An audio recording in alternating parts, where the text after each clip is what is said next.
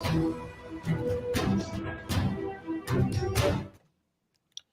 ਸ਼੍ਰੀ ਅਕਾਲ। ਤੁਸੀਂ ਜੁੜੇ ਹੋਏ ਹੋ ਪੰਜਾਬੀ ਰੇਡੀਓ USA ਦੇ ਨਾਲ ਤੇ ਮੈਂ ਹਾਂ ਪ੍ਰਵੀਨ ਸ਼ਰਮਾ ਲੈ ਕੇ ਹਾਜ਼ਰ ਹਾਂ ਪ੍ਰੋਗਰਾਮ ਖਬਰ ਤੇ ਨਜ਼ਰ।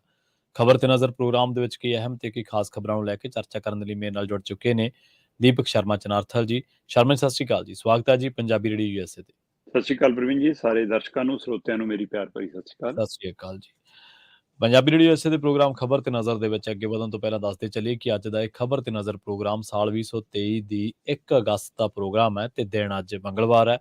ਪੰਜਾਬੀ ਰੇਡੀਓ USA ਨਾਲ ਇਸ ਵੇਲੇ ਤੁਸੀਂ ਸੁਣ ਰਹੇ ਹੋ AM FM ਸਟੇਸ਼ਨਸ ਦੇ ਨਾਲ ਰੇਡੀਓ ਸੈਟ ਤੇ ਨੈਟ ਤੇ mobile app social media platforms Facebook YouTube ਤੇ ਸੁਣ ਰਹੇ ਹੋ ਦੇਖ ਰਹੇ ਹੋ ਸਾਰੇ ਹੀ ਦਰਸ਼ਕਾਂ ਦਾ ਪ੍ਰੋਗਰਾਮ ਖਬਰ ਤੇ ਨਜ਼ਰ ਦੇ ਵਿੱਚ ਸਵਾਗਤ ਹੈ।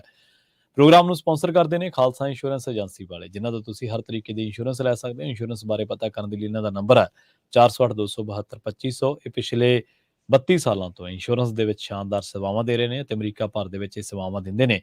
ਅੱਜ ਹੀ ਡਾਇਲ ਕਰੋ 408-272-2500।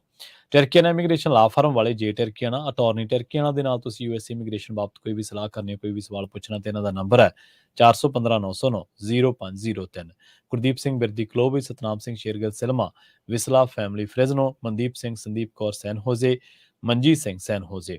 ਇਹਨਾਂ ਸਾਰੇ ਹੀ ਸਪਾਂਸਰਸ ਦਾ ਬਹੁਤ-ਬਹੁਤ ਧੰਨਵਾਦ। ਤੇ ਜੇਕਰ ਤੁਸੀਂ ਵੀ ਪੰਜਾਬੀ ਰੇਡੀਓ USA ਦੇ ਇਹਨਾਂ ਪ੍ਰੋਗਰਾਮਾਂ ਨੂੰ ਸਪਾਂਸਰ ਕਰਨਾ ਚਾਹੁੰਦੇ ਹੋ ਤਾਂ ਸਟੂਡੀਓ ਦਾ ਨੰਬਰ ਹੈ 408-272-5200। ਸ਼ਰਮਾ ਜੀ, ਖਬਰਾਂ ਦੇ ਵੱਲ ਆਈਏ ਤੇ ਸ਼ੁਰੂਆਤ ਕਰੀਏ ਆਪਾਂ ਖਾਲਸਾ ਏਡ ਤੋਂ।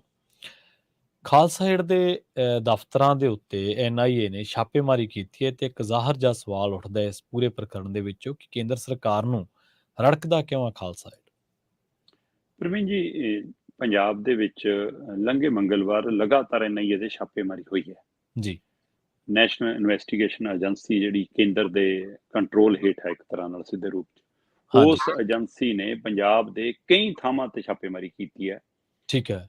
ਖਾਸ ਕਰਕੇ ਪਤਾ ਇਹ ਲੱਗ ਰਿਹਾ ਕਿ ਉਹਨਾਂ ਨੇ ਗੈਂਗਸਟਰ ਉਹਨਾਂ ਦੇ ਟਿਕਾਣੇ ਤੇ ਉਹਦੇ ਨਾਲ ਜਿਹੜੇ ਮਤਲਬ ਕਿ ਦਾਅਵਾ ਕੀਤਾ ਜਾ ਰਿਹਾ ਕਿ ਜਿਹੜੇ ਗੁਰਪਤਵੰਤ ਪੰਨੂ ਦੇ ਸੰਪਰਕ 'ਚ ਨੇ ਜੀ, ਹਾਂਜੀ, ਉਹਨਾਂ ਦੇ ਟਿਕਾਣਿਆਂ ਤੇ ਛਾਪੇਮਾਰੀ ਕੀਤੀ ਹੈ। ਠੀਕ ਤੇ ਹੈ। ਇਹਦੇ ਵਿੱਚ ਸਿਮਰਨਜੀਤ ਸਿੰਘ ਮਾਨ ਹੋਰਾਂ ਦਾ ਜਿਹੜਾ ਸ਼੍ਰੋਮਣੀ ਅਕਾਲੀ ਦਲ ਅੰਮ੍ਰਿਤਸਰ ਹੈ, ਉਹਦੇ ਕੁਝ ਲੀਡਰ ਵੀ ਆ ਗਏ ਨੇ ਤੇ ਇਸ ਮਸਲੇ ਤੇ ਮਾਨ ਨੇ ਤੁਰੰਤ ਬੈਠਕ ਵੀ ਬੁਲਾ ਲਈ ਹੈ। ਉਧਰ ਉਹਦੇ ਮੁੰਡੇ ਨੇ ਟਿੱਪਣੀਆਂ ਵੀ ਕੀਤੀਆਂ ਕਿ ਕੁਛ ਕਿ ਗੁਰਪਤਵੰਤ ਪੰਨੂ ਦੇ ਨਾਂ ਤੇ ਸਾਡੇ ਸਿੱਖਾਂ ਨੂੰ ਬਦਨਾਮ ਕੀਤਾ ਜਾ ਰਿਹਾ ਹੈ। ਜੇਕਰ ਮੋਦੀ ਨੂੰ ਇੰਨਾ ਹੀ ਲੱਗਦਾ ਕਿ ਹਾਂ ਉਹ ਇਹੋ ਜਿਹਾ ਤਾਂ ਫਿਰ ਅਮਰੀਕਾ ਨਾਲ ਯਾਰਾਨਾ ਹੈਗਾ ਤਾਂ ਉੱਥੇ ਹੀ ਗ੍ਰਿਫਤਾਰ ਉਹਨੂੰ ਕਰੋ ਨਾ, ਇੱਥੇ ਲੋਕਾਂ ਨੂੰ ਤੰਗ ਕਿਉਂ ਕਰਦੇ ਹੋ? ਇਹ ਸਾਰਾ ਵਰਤਾਰਾ ਇੱਕ ਵੱਖਰੇ ਪਹਿਲੂ ਵਜੋਂ ਦੇਖਿਆ ਜਾ ਸਕਦਾ ਕਿ ਠੀਕ ਹੈ, NIA ਏਜੰਸੀਆਂ ਦੇ ਕੋਈ ਸੂਤਰਾਂ ਦੇ ਹਵਾਲੇ ਨਾਲ ਜਾਂ ਆਪਣੀ ਖੁਫੀਆ ਰਿਪੋਰਟਾਂ ਦੇ ਹਵਾਲੇ ਨਾਲ ਐਕਸ਼ਨ ਕੀਤਾ ਜੀ, ਪਰ ਇਹਦੇ ਵਿੱਚ ਖਾਲਸਾ ਏਡ ਕਿੱਥੋਂ ਆ ਗਈ? ਸਵਾਲ ਇਹ ਹੈ ਜੀ ਕਿ ਖਾਲਸਾ ਏਡ ਇਸ ਕੜੀ ਕਰਕੇ ਉਹਨੂੰ ਲੈ ਰਹੇ ਨੇ ਕਿ ਹਾਂ ਜੀ ਉਹ ਦਸਤਾਰਧਾਰੀ ਇੱਕ ਸਿੱਖ ਬੰਦਾ ਉਹਨੂੰ ਚਲਾਉਂਦਾ, ਕੀ ਉਸ ਨੂੰ ਇਸ ਲਈ ਲੈ ਰਹੇ ਨੇ ਕਿ ਉਹ ਕਿਸਾਨ ਅੰਦੋਲਨ ਦੌਰਾਨ ਫਰੰਟ ਤੇ ਆ ਕੇ ਸੇਵਾ ਕਰ ਰਿਹਾ ਸੀ? ਉਹ ਰੜਕ ਹੈ ਜੀ। ਇਹ ਉਹੀ ਖਾਲਸਾ ਏਡ ਹੈ ਜਿਹੜੀ ਦੁਨੀਆ ਭਰ ਦੇ ਵਿੱਚ ਕਿਤੇ ਵਿਪਤਾ ਆ ਜਾਵੇ ਸਭ ਤੋਂ ਮੂਹਰੇ ਖੜਾ ਨਜ਼ਰ ਆਉਂਦਾ। ਇਹ ਉਹੀ ਖਾਲਸਾ ਏਡ ਹੈ ਜਿਹਨੂੰ ਦੁਨੀਆ ਭਰ ਦੇ ਮੁਲਕਾਂ ਦੇ ਵੱਲੋਂ ਸਨਮਾਨ ਮਿਲਿਆ, ਮਾਣ ਮਿਲਿਆ, ਰੁਤਬੇ ਮਿਲੇ, ਥਾਪੜਾ ਮਿਲਿਆ, ਤੇ ਪਰ ਭਾਰਤ ਸਰਕਾਰ ਨੂੰ ਕਿਉਂ ਰੜਕਦਾ? ਇਹ ਸਵਾਲ ਬਿਲਕੁਲ ਦਰੁਸਤ ਹੈ ਤੁਹਾਡਾ। ਕੀ ਇਹਦੇ ਵਿੱਚੋਂ ਕੋਈ ਰਾਜਨੀਤੀ ਕੱਢਣਾ ਚਾਹੁੰਦੇ ਨੇ? ਕੀ ਇਹ ਅੰਦੋਲਨ ਵਾਲੀ ਰੜਕ ਹੈ? ਕੀ ਇਹ ਰੜਕ ਦਾ ਕਾਰਨ ਅੰਦੋਲਨ ਹੈ? ਸੋ ਜਿਹੜਾ ਤਾਜ਼ਾ ਘਟਨਾਕ੍ਰਮ ਹੈ ਜਿਹਦੇ ਹਵਾਲੇ ਨਾਲ ਆਪਾਂ ਚਰਚਾ ਕਰਨ ਬੈਠੇ ਹਾਂ, NIA ਨੇ ਜਿਹੜੇ ਛਾਪੇਮਾਰੀ ਕੀਤੀ, ਉਸ ਛਾਪੇਮਾਰੀ ਦੇ ਦੌਰਾਨ ਹੀ ਲੰਘੇ ਮੰਗਲਵਾਰ ਦੀ ਤੜਕੇ ਸਵੇਰੇ 5:30 ਵਜੇ, 5 ਤੋਂ 5:30 ਵਜੇ ਦੇ ਦਰਮਿਆਨ ਖਾਲਸਾ ਏਡ ਦੇ ਨਾਲ ਸੰਬੰਧਿਤ ਦਫ਼ਤਰਾਂ 'ਚ ਪੰਜਾਬ 'ਚ, ਖਾਲਸਾ ਏਡ ਨਾਲ ਸੰਬੰਧਿਤ ਉਹਨਾਂ ਦੇ ਸਟੋਰ ਜਿੱਥੇ ਸਮਾਨ ਗੋਦਾਮ ਰੱਖੇ ਜਾਂਦੇ ਨੇ ਉੱਥੇ, ਖਾਲਸਾ ਏਡ ਦੇ ਨਾਲ ਸੰਬੰਧਿਤ ਜਿਹੜੇ ਕਾਰਕੁਨ ਸੇਵਾ ਨਿਭਾਉਂਦੇ ਨੇ, ਜਿਹੜੇ ਜੁੜੇ ਹੋਏ ਨੇ, ਉਹਨਾਂ ਦੇ ਸਰਗਰਮ ਮੈਂਬਰ ਨੇ, ਅਹੁਦੇਦਾਰ ਨੇ, ਉਹਨਾਂ ਦੇ ਘਰਾਂ ਦੇ ਉੱਤੇ ਜੀ ਲਗਾ ਇੱਕੋ ਕੜੀ ਦੇ ਵਿੱਚ ਛਾਪੇਮਾਰੀ ਹੋਈ ਹੈ। ਜੇਕਰ ਮੈਂ ਇਸ ਹਵਾਲਿਆਂ ਨਾਲ ਗੱਲ ਕਰਾਂ ਤਾਂ ਬਕਾਇਦਾ ਤੌਰ ਤੇ ਪਟਿਆਲੇ 'ਚ ਇੱਕ ਦਫ਼ਤਰ ਹੈ ਖਾਲਸਾ ਏਡ ਦਾ, ਮਤਲਬ ਇੱਕ ਥਾਂ ਦਫ਼ਤਰ ਹੈ ਜਿੱਥੇ ਬੰਦ ਹੈ ਪਰ ਉਹਦਾ ਵੀ ਰਿਕਾਰਡ ਕਹਿੰਦੇ NIA ਨੇ ਸਾਰਾ ਇਕੱਠਾ ਕੀਤਾ। ਪਰ ਇੱਕ ਦਫ਼ਤਰ ਜਿਹੜਾ ਚੱਲਦਾ ਹੈ ਪਟਿਆਲਾ ਖੇਤਰ ਦੇ ਵਿੱਚ, ਮੈਂ ਖਿਆਲ ਰਿਸ਼ੀ ਕਲੋਨੀ ਹੈ, ਉਹ ਰਿਸ਼ੀ ਕਲੋਨੀ ਦੇ ਵਿੱਚ ਖਾਲਸਾ ਏਡ ਦਾ ਇੱਕ ਦਫ਼ਤਰ ਹੈ ਪਟਿਆਲੇ 'ਚ। ਉਸ ਦਫ਼ਤਰ ਦੇ ਵਿੱਚ ਬਕਾਇਦਾ ਪਹੁੰਚ ਕੀਤੀ ਤੇ ਉਹਦੀ ਜਾਣਕਾਰੀ ਬਕਾਇਦਾ ਤੌਰ ਤੇ ਉੱਥੇ ਦੇ ਜਿਹੜੇ ਨੁਮਾਇੰਦੇ ਨੇ ਉਹਨਾਂ ਨੇ ਦਿੱਤੀ ਹੈ, ਗੁਰਪ੍ਰੀਤ ਸਿੰਘ। ਜੀ। ਗੁਰਪ੍ਰੀਤ ਸਿੰਘ ਦੇ ਹਵਾਲੇ ਨਾਲ ਜਾਣਕਾਰੀ ਹੈ, ਉਹ ਕਹਿੰਦੇ ਜੀ ਬਿਲਕੁਲ 5:30 ਵਜੇ ਛਾਪੇਮਾਰੀ ਹੁੰਦੀ ਹੈ, ਘੰਟਾ ਡੇਢ ਘੰਟਾ ਉਹ ਸਾਰੇ ਦਸਤਾਵੇਜ਼ ਫਰੋਲਦੇ ਨੇ, ਡਾਕੂਮੈਂਟ ਇਕੱਠੇ ਕਰਦੇ ਨੇ, ਜਾਣਕਾਰੀ ਇਕੱਤਰ ਕਰਦੇ ਨੇ ਤੇ ਸਾਰਾ ਕੁਝ ਕਰ ਕਰਾ ਕੇ ਤੋਂ ਚਲੇ ਜਾਂਦੇ ਨੇ। ਪਰ ਇਹ ਗੱਲ ਇੱਥੇ ਤੱਕ ਹੀ ਨਹੀਂ ਰੁਕਦੀ। ਪਤਾ ਲੱਗ ਰਿਹਾ ਕਿ ਖਾਲਸਾ ਏਡ ਦੇ ਜਿਹੜੇ ਸਥਾਨਕ MD ਨੇ, ਹੈ ਨਾ, ਅਮਨਪ੍ਰੀਤ ਸਿੰਘ, ਉਹਨਾਂ ਦੇ ਘਰੇ ਵੀ, ਉਹਨਾਂ ਦੇ ਘਰ 'ਚ ਛਾਪੇਮਾਰੀ ਹੁੰਦੀ ਹੈ। ਉਹ ਵੀ 5 ਵਜੇ ਸਵੇਰੇ ਤੜਕੇ ਉਵੇਂ ਹੀ, ਹੈ ਨਾ, 5 ਵਜੇ ਤੋਂ ਲੈ ਕੇ ਉਹਨਾਂ ਦੇ ਘਰੇ ਤੱਕ ਕਰੀਬ 5.5 ਘੰਟੇ ਚੱਲਦੀ ਹੈ। ਸਵੇਰੇ 5 ਵਜੇ ਟੀਮਾਂ ਆਉਂਦੀਆਂ ਨੇ, 10:30 ਵਜੇ ਸਵੇਰੇ ਨਿਕਲ ਕੇ ਜਾਂਦੀਆਂ ਨੇ। ਮਤਲਬ ਸੋ ਆਹ ਵਰਤਾਰਾ ਉਹਨਾਂ ਦੇ ਘਰੇ 5 ਘੰਟੇ ਚੱਲਦਾ। ਸੋ ਇਸ ਦੌਰਾਨ ਵੀ ਉਸੇ ਤਰ੍ਹਾਂ ਗੋਦਾਮ ਵੀ, ਦਫ਼ਤਰ ਵੀ, ਘਰ ਵੀ, ਇਹ ਸਾਰਾ ਕੁਛ। ਸੋ ਹੁਣ ਇਸ ਨੇ ਦੁਨੀਆ ਭਰ 'ਚ ਇਸ ਛਾਪੇਮਾਰੀ ਦੀ ਚਰਚਾ ਹੈ ਕਿ ਕੀ ਖਾਲਸਾ ਏਡ ਜਿਹੜੀ ਸੇਵਾ ਭਾਵਨਾ ਨਾਲ ਕਿਤੇ ਕੋਈ ਘਟਨਾ ਹੋਵੇ, ਕਿਤੇ ਕੋਈ ਇਕੱਠ ਹੋਵੇ, ਕਿਤੇ ਕੋਈ ਸੰਗਤ ਦੀ ਆਮਦ ਹੋਵੇ, ਕਿਤੇ ਕੋਈ ਮੁਸ਼ਕਲ 'ਚ ਹੋਵੇ, ਉੱਥੇ ਉਹ ਸੇਵਾ ਭਾਵ ਨਾਲ ਪਹੁੰਚਦੇ ਨੇ। ਸੋ ਜੇ ਤਾਂ ਸਿਰਫ ਇਹ ਜਾਣਕਾਰੀ ਲੈਣੀ ਹੈ ਜੀ ਕਿ ਹਾਂ ਇਹਨਾਂ ਕੋਲ ਆਉਂਦਾ ਕਿੱਥੋਂ ਹੈ ਜੀ ਪੈਸਾ, ਜਾਂਦਾ ਕਿੱਥੋਂ ਹੈ ਜੀ, ਕਿਵੇਂ ਖਰਚਦੇ ਨੇ ਜੀ, ਫਿਰ ਤਾਂ ਇਹ ਦਸਤਾਵੇਜ਼ ਪ੍ਰਵੀਨ ਜੀ ਮੰਗ ਵੀ ਸਕਦੀ ਹੈ ਸਰਕਾਰ। ਇਹ ਜਾਣਕਾਰੀ ਲੈਣ ਦੇ ਲਈ ਤਾਂ ਉਹ ਰਿਟਰਨਾਂ ਫਾਈਲ ਕਰਦੇ ਨੇ। NGO ਰਜਿਸਟਰਡ NGO ਹੈ, ਵਿਸ਼ਵ ਭਰ 'ਚ ਉਹਦੇ ਅਦਾਰੇ ਨੇ। ਉਹਦੇ ਹਵਾਲੇ ਨਾਲ ਕਿ ਭਾਈ ਦਸਵੰਧ ਕਿੱਥੋਂ ਆਇਆ, ਕਿਹੜੇ ਹਵਾਲੇ ਨਾਲ ਆਇਆ। ਖਾਸ ਕਰ ਭਾਰਤ ਸਰਕਾਰ ਜੇਕਰ ਭਾਰਤ ਦੇ ਵਿੱਚ ਕਿਤੇ ਕੰਮਾਂ ਦੀ ਜਾਣਕਾਰੀ ਲੈਣੀ ਚਾਹੁੰਦੇ ਤਾਂ ਉਹਨਾਂ ਤੋਂ ਫਾਈਲ ਮੰਗ ਸਕਦੀ ਸੀ। ਜੇ ਉਹਨਾਂ ਨੇ ਕੋਈ ਦਸਤਾਵੇਜ਼ ਦੇਣੋਂ ਇਨਕਾਰ ਕੀਤਾ, ਦੱਸਣੋਂ ਇਨਕਾਰ ਕੀਤਾ, ਫਿਰ ਤੁਸੀਂ ਕਹਿੰਦੇ ਜੀ ਹਾਂ ਅਸੀਂ ਤਾਂ ਦਫ਼ਤਰ, ਔਰ ਇਹ ਦਫ਼ਤਰ ਹੈੱਡ ਆਫਿਸ ਤਾਂ ਹੈ ਨਹੀਂ ਗੇ ਉਹਨਾਂ ਦੇ ਕਿ ਜਿੱਥੋਂ ਤੁਹਾਨੂੰ ਪੂਰੇ ਖਰਚੇ ਦਾ ਹਿਸਾਬ ਕਿਤਾਬ ਮਿਲ ਜੂਗਾ। ਇਹ ਤਾਂ ਸਥਾਨਕ ਯੂਨਿਟ ਨੇ। ਹਾਂਜੀ। ਤੇ ਇਹਦਾ ਮਤਲਬ ਤੁਸੀਂ ਸਿਰਫ ਇਸ ਨੂੰ ਚਰਚਾ 'ਚ ਲਿਆਉਣ ਦਾ ਹਵਾਲਾ ਤੁਹਾਡਾ, ਤੁਹਾਡਾ ਇਸ ਨੂੰ ਉੱਤੇ ਸਵਾਲੀਆ ਚਿੰਨ੍ਹ ਲਾਉਣ ਦਾ ਹਵਾਲਾ ਹੈ। ਸੋ ਇਹ ਸ਼ੰਕੇ ਸ਼ੋਭੇ ਇਸ ਲਈ ਖੜੇ ਹੁੰਦੇ ਨੇ ਕਿ ਇਹ 2024 ਦੀ ਕਵਾਇਦ ਹੈ। ਕੀ ਇਹ 2024 ਲਈ ਕੋਈ ਮਾਹੌਲ, ਕਿਉਂਕਿ ਮੈਂ ਇਮਾਨ ਸਿੰਘ ਮਾਨ ਦਾ ਹਵਾਲੇ ਨਾਲ ਪੜ੍ਹ ਰਿਹਾ ਸੀ, ਉਹ ਕਹਿੰਦਾ ਕੁਛ ਨਹੀਂ ਗਾ ਜੀ, ਇਹ ਸਾਰਾ ਕੁਛ ਕਹਿੰਦਾ ਵੋਟਾਂ ਨੂੰ ਅੱਡੋ ਅੱਡ ਧੜਿਆਂ 'ਚ ਵੰਡਣ ਦੀ ਕਵਾਇਦ ਹੈ ਤੇ 24 ਦੇ ਲਈ ਕੰਮ ਹੈ। ਕਹਿੰਦਾ ਸਾਡੇ ਲੀਡਰ ਹਿਰਾਸਤ 'ਚ ਨੇ ਜੀ। ਸਿਮਰਨਜੀਤ ਸਿੰਘ ਮਾਨ ਹੋਰੀ ਮੈਂਬਰ ਪਾਰਲੀਮੈਂਟ ਹੈ ਇਸ ਸਮੇਂ। ਹਾਂਜੀ। ਤੇ ਉਹ ਕਹਿੰਦਾ ਜੇ ਤੁਹਾਡਾ ਮਤਲਬ, ਉਹਦਾ ਮੁੰਡਾ ਕਹਿੰਦਾ ਜੇ ਤੁਹਾਡਾ ਵਿਵਾਦ ਗੁਰਪਤਵੰਤ ਪੰਨੂ ਨਾਲ ਹੈ ਤਾਂ ਉਹਦੇ ਨਾਲ ਨਜਿੱਠੋ, ਉਹਦੀ ਆੜ 'ਚ ਸਾਡੇ ਬੰਦਿਆਂ ਨੂੰ ਤੰਗ ਕਰਨ ਦਾ ਕੀ ਮਤਲਬ ਹੈ ਕਹਿੰਦਾ। ਤੇ ਕਹਿੰਦਾ ਕਿ ਸਾਡੇ ਲੀਡਰਾਂ ਨੂੰ ਹਿਰਾਸਤ 'ਚ ਲਿਆ ਗਿਆ। ਤੇ ਇਹ ਉਹ ਤੋਂ ਬਾਅਦ ਉਹ ਤੋਂ ਵੀ ਇੱਕ ਹੋਰ ਪਹਿਲੂ ਦੇਖੋ ਜੀ, ਸਿਮਰਜੀਤ ਮਾਨ ਹੋਰਾਂ ਨੇ ਐਮਰਜੈਂਸੀ ਮੀਟਿੰਗ ਬੁਲਾਈ ਹੈ। ਠੀਕ ਹੈ। ਪਰ ਮੀਟਿੰਗ ਤੋਂ ਪਹਿਲਾਂ ਜਿੱਦਾਂ ਹੀ ਉਹਨਾਂ ਨੂੰ ਖਬਰਾਂ ਮਿਲਣੀਆਂ ਸ਼ੁਰੂ ਹੋਈਆਂ ਕਿ ਸਾਡੇ ਲੀਡਰਾਂ ਨੂੰ ਤੰਗ ਕਰਨ ਜਾ ਰਹੇ ਨੇ, ਆਹ ਕੁਛ ਕਰ ਰਹੇ ਨੇ, ਤਲਾਣੀਆਂ ਵੀ, ਪੰਜਾਬ ਪੁਲਿਸ ਵੀ ਪਹੁੰਚ ਗਈ, ਕਿਤੇ ਇੱਥੇ ਛਾਪਾ ਤਾਂ ਨਹੀਂ, ਉੱਥੇ ਤਲਾਣੀਆਂ ਛਾਪਾ ਨਹੀਂ ਸੀਗਾ ਜਿੱਥੇ ਸਿਮਰਜੀਤ ਮਾਨ ਹੋਰਾਂ ਦਾ ਜੱਦੀ ਘਰ ਆ ਸ਼੍ਰੀ ਫਤਿਹਗੜ੍ਹ ਸਾਹਿਬ, ਹੈ ਨਾ, ਇਲਾਕੇ 'ਚ। ਹਾਂਜੀ। ਪਰ ਸਿਮਰਨਜੀਤ ਸਿੰਘ ਮਾਨ ਨੇ ਬਕਾਇਦਾ ਤੌਰ ਤੇ NIA ਦੇ DGP ਨੂੰ ਫੋਨ ਮਿਲਾਇਆ। ਠੀਕ ਹੈ। ਇੱਕ ਵਾਰ ਨਹੀਂ, ਕਿੰਨੀ ਵਾਰ। DGP ਪਤਾ ਵੀ ਕੌਣ ਹੈ? ਦਿਨਕਰ ਗੁਪਤਾ। ਅੱਛਾ, ਜਿਹੜੇ ਪੰਜਾਬ ਦੇ ਰਹਿ ਚੁੱਕੇ ਆ। ਹਾਂ, ਬਿਲਕੁਲ। ਠੀਕ ਹੈ ਜੀ। ਉਹਨਾਂ ਨੂੰ ਕਿੰਨੀ ਵਾਰ ਫੋਨ ਮਿਲਾਇਆ, ਫੋਨ ਤੇ ਗੱਲ ਨਹੀਂ ਕਰਨ ਨੂੰ ਤਿਆਰ। ਇਹਦਾ ਮਤਲਬ ਉਹ ਗੱਲ ਤੋਂ ਕਿਉਂ ਭੱਜ ਰਹੇ ਨੇ? ਕੀ ਇਹ ਉਹਨਾਂ ਦੇ ਹੁਕਮਾਂ ਨਾਲ ਹੋ ਰਿਹਾ ਜਾਂ ਹੁਕਮ ਹੋਰ ਆਕਾਮਾਂ ਦੇ ਨੇ, ਉਹ ਸਾਹਮਣਾ ਕਰਨ ਤੋਂ ਇਨਕਾਰੀ ਨੇ? ਸੋ ਇਹ ਸਾਰੇ ਘਟਨਾਕ੍ਰਮ ਦੀ ਅੱਜ ਪੰਜਾਬ 'ਚ ਹੀ ਨਹੀਂ, ਭਾਰਤ 'ਚ ਹੀ ਨਹੀਂ, ਦੁਨੀਆ ਭਰ 'ਚ ਚਰਚਾ, ਔਰ ਹਰੇਕ ਦੇ ਮਨ 'ਚ ਇਹੀ ਸਵਾਲ ਖੜਾ ਹੈ ਕਿ ਕੇਂਦਰ ਸਰਕਾਰ ਨੂੰ ਕਿਉਂ ਰੜਕਦਾ ਖਾਲਸਾ ਏਡ। ਜੀ। ਅਗਲੀ ਖਬਰ ਦੇ ਵੱਲ ਵਧੀਏ ਸ਼ਰਮਾ ਜੀ, ਤੇ ਆਪਾਂ ਗੱਲ ਕਰੀਏ ਪੰਜਾਬ ਦੀ ਸਿਆਸਤ ਦੀ। ਮਨਪ੍ਰੀਤ ਬਾਦਲ ਦੇ ਨਾਲ ਤਾਂ ਚੱਲ ਹੀ ਰਿਹਾ ਸੀ ਮੁੱਖ ਮੰਤਰੀ ਸਾਹਿਬ ਦਾ ਹਿਸਾਬ ਕਿਤਾਬ। ਹੁਣ ਕਹਿੰਦੇ ਕਿ ਸੁਖਬੀਰ ਸਿੰਘ ਬਾਦਲ ਨੂੰ ਵੀ ਕਈ ਟਕੋਰਾਂ ਲਾਈਆਂ ਨੇ ਸੋਸ਼ਲ ਮੀਡੀਆ ਦੇ ਉੱਤੇ, ਤੇ ਬਾਦਲਾਂ ਦੇ ਡੱਬਰ ਨੂੰ ਕਹਿੰਦੇ ਸਿੱਧੇ ਹੋ ਗਏ ਭਗਵੰਤ ਮਾਨ। ਦੇਖੋ ਪ੍ਰਵੀਨ ਜੀ, ਇਹਦੇ ਵਿੱਚ ਕੋਈ ਦੋ ਰਾਏ ਨਹੀਂ ਕਿ ਪਿਛਲੀਆਂ ਸਰਕਾਰਾਂ ਦੇ ਵਿੱਚ ਅਹੁਦਿਆਂ ਤੇ ਮਾਣ-ਤਾਣ ਭੋਗਣ ਵਾਲੇ ਮੰਤਰੀ, ਮੁੱਖ ਮੰਤਰੀ, ਉਪ ਮੁੱਖ ਮੰਤਰੀ, ਇੱਥੋਂ ਤੱਕ ਕਿ MLA ਜਾਂ ਜਿਹੜੇ ਦੌਰ 'ਚ ਸੰਸਦੀ ਸਕੱਤਰ ਵੀ ਰਹੇ, ਉਹਨਾਂ ਸਾਰਿਆਂ ਦਾ ਹਿਸਾਬ ਕਿਤਾਬ ਪੰਜਾਬ ਜਾਣਨਾ ਚਾਹੁੰਦਾ ਹੈ। ਉਹਨਾਂ ਸਾਰਿਆਂ ਦੀ ਕਾਰਗੁਜ਼ਾਰੀ ਪੰਜਾਬ ਜਾਣਨਾ ਚਾਹੁੰਦਾ ਹੈ। ਉਹਨਾਂ ਨੇ ਜਿਹਨੇ ਉਹਨਾਂ 'ਚੋਂ ਜਿਨ੍ਹਾਂ ਨੇ ਕਾਲੀਆਂ ਕਰਤੂਤਾਂ ਕੀਤੀਆਂ, ਪੰਜਾਬ ਵਿਰੋਧੀ ਫੈਸਲੇ ਕੀਤੇ ਹੈ, ਪੰਜਾਬ ਦੇ ਖਜ਼ਾਨੇ ਨੂੰ ਲੁੱਟਿਆ, ਪੰਜਾਬ ਦੇ ਆਵਾਮ ਨਾਲ ਧੋਖਾ ਕੀਤਾ ਹੈ ਨਾ, ਪੰਜਾਬ ਦੇ ਹੱਕ ਹਕੂਕ ਨੂੰ ਖਾਧਾ ਹੈ, ਉਹਨਾਂ ਦੇ ਉੱਤੇ ਪੰਜਾਬ ਚਾਹੁੰਦਾ ਕਿ ਕਾਨੂੰਨੀ ਕਾਰਵਾਈ ਹੋਵੇ। ਜੀ। ਪਰ ਟਵੀਟ ਲਿਖ ਕੇ, ਤੰਜ ਕੱਸ ਕੇ, ਪੁਰਾਣੀਆਂ ਵੀਡੀਓ ਪਾ ਕੇ, ਇਹ ਕਿਹੜੀ ਅਸਾਰੂ ਰਾਜਨੀਤੀ ਹੋ ਰਹੀ ਹੈ ਜੀ? ਮੈਨੂੰ ਜਵਾਬ ਦੇ ਦੇਣ। ਸੋ ਇਹ ਕਿਹੜਾ ਤਰੀਕਾ ਹੈ? ਮਤਲਬ ਠੀਕ ਹੈ, ਕਈਆਂ ਨੂੰ ਸਵਾਦ ਆਉਂਦਾ ਹੋਣਾ, ਕਈਆਂ ਨੂੰ ਚੰਗਾ ਲੱਗਦਾ ਹੋਣਾ। ਅੱਜ ਜਿਵੇਂ ਤੁਸੀਂ ਜਿਹੜੀ ਗੱਲ ਕਰ ਰਹੇ ਹੋ ਕਿ ਹੁਣ ਮਨਪ੍ਰੀਤ ਤੋਂ ਬਾਅਦ ਸੁਖਵੀਰ ਕੰਨੀ ਨੂੰ ਸਿੱਧੇ ਹੋਏ, ਸੋ ਸੁਖਵੀਰ ਦੇ ਮਤਲਬ ਕਿ ਜਿਹੜੇ ਪ੍ਰਸ਼ੰਸਕ ਨੇ, ਆਪਾਂ ਕੱਲ ਵੀ ਜਿਵੇਂ ਗੱਲ ਕਰ ਸੀ ਮਨਪ੍ਰੀਤ ਵਾਲੀ, ਉਵੇਂ ਸੁਖਵੀਰ ਦੇ ਪ੍ਰਸ਼ੰਸਕ ਅੱਜ ਉਹ ਵੀਡੀਓ ਸ਼ੇਅਰ ਕਰਨ ਲੱਗੇ ਹੁਣ ਜਿਹੜੀ ਸੁਖਵੀਰ ਨੇ ਪਾਈ ਆ ਭਗਵੰਤ ਮਾਨ ਦੀ। ਹਾਂਜੀ ਹਾਂਜੀ, ਪਹਿਲਾਂ ਵੀ ਇਹੀ ਕੰਮ ਚੱਲਿਆ। ਤੇ ਭਗਵੰਤ ਮਾਨ ਦੇ ਪ੍ਰਸ਼ੰਸਕ, ਆਪ ਦੇ ਪ੍ਰਸ਼ੰਸਕ, ਜਾਂ ਇਹਨਾਂ ਦੇ ਆਈਟੀ ਸੈੱਲ, ਸੁਖਵੀਰ ਬਾਦਲ ਦੀ ਉਹ ਵੀਡੀਓ ਪੁਰਾਣੀ ਹੈ ਨਾ ਹੋਲੀ ਵਾਲੀ, ਉਹ ਮਤਲਬ ਇਹ ਕਿਹੜੀ ਰਾਜਨੀਤੀ ਹੈ, ਮੈਨੂੰ ਸਮਝਾ ਦੇਣ। ਇਹਦੇ ਨਾਲ ਪੰਜਾਬ ਦਾ ਕੀ ਭਲਾ ਹੋਣ ਲੱਗਿਆ? ਪੰਜਾਬ ਦੇ ਪਿੰਡਾਂ 'ਚ ਕਿਹੜੀ ਨਵੀਂ ਵਿਕਾਸ ਦੀ ਲਹਿਰ ਚੱਲ ਪੈਣੀ ਹੈ? ਇਹਦੇ ਨਾਲ ਕੀ ਹਾਸਲ ਹੋਣਾ, ਮੈਨੂੰ ਇਹ ਦੱਸੋ। ਫਰੋਲਣਾ ਤਾਂ ਉਹਨਾਂ ਦਾ ਕਾਰਜਕਾਰ ਫਰੋਲੋ ਨਾ, ਫਰੋਲਣਾ ਤਾਂ ਉਹਨਾਂ ਦੇ ਖਾਤੇ ਫਰੋਲੋ ਨਾ, ਫਰੋਲਣਾ ਤਾਂ ਉਹਨਾਂ ਦੀ ਜਾਇਦਾਦਾਂ ਦਾ ਹਿਸਾਬ ਕਿਤਾਬ ਫਰੋਲੋ ਨਾ, ਤੇ ਦੋ ਅੰਦਰ। ਸਹੀ, ਬਿਲਕੁਲ। ਮਾਫੀਆ ਰਾਜ ਕਿੱਥੇ ਆ ਗਿਆ ਜੀ? ਉਹਦੀ ਗੱਲ ਹੀ ਨਹੀਂ।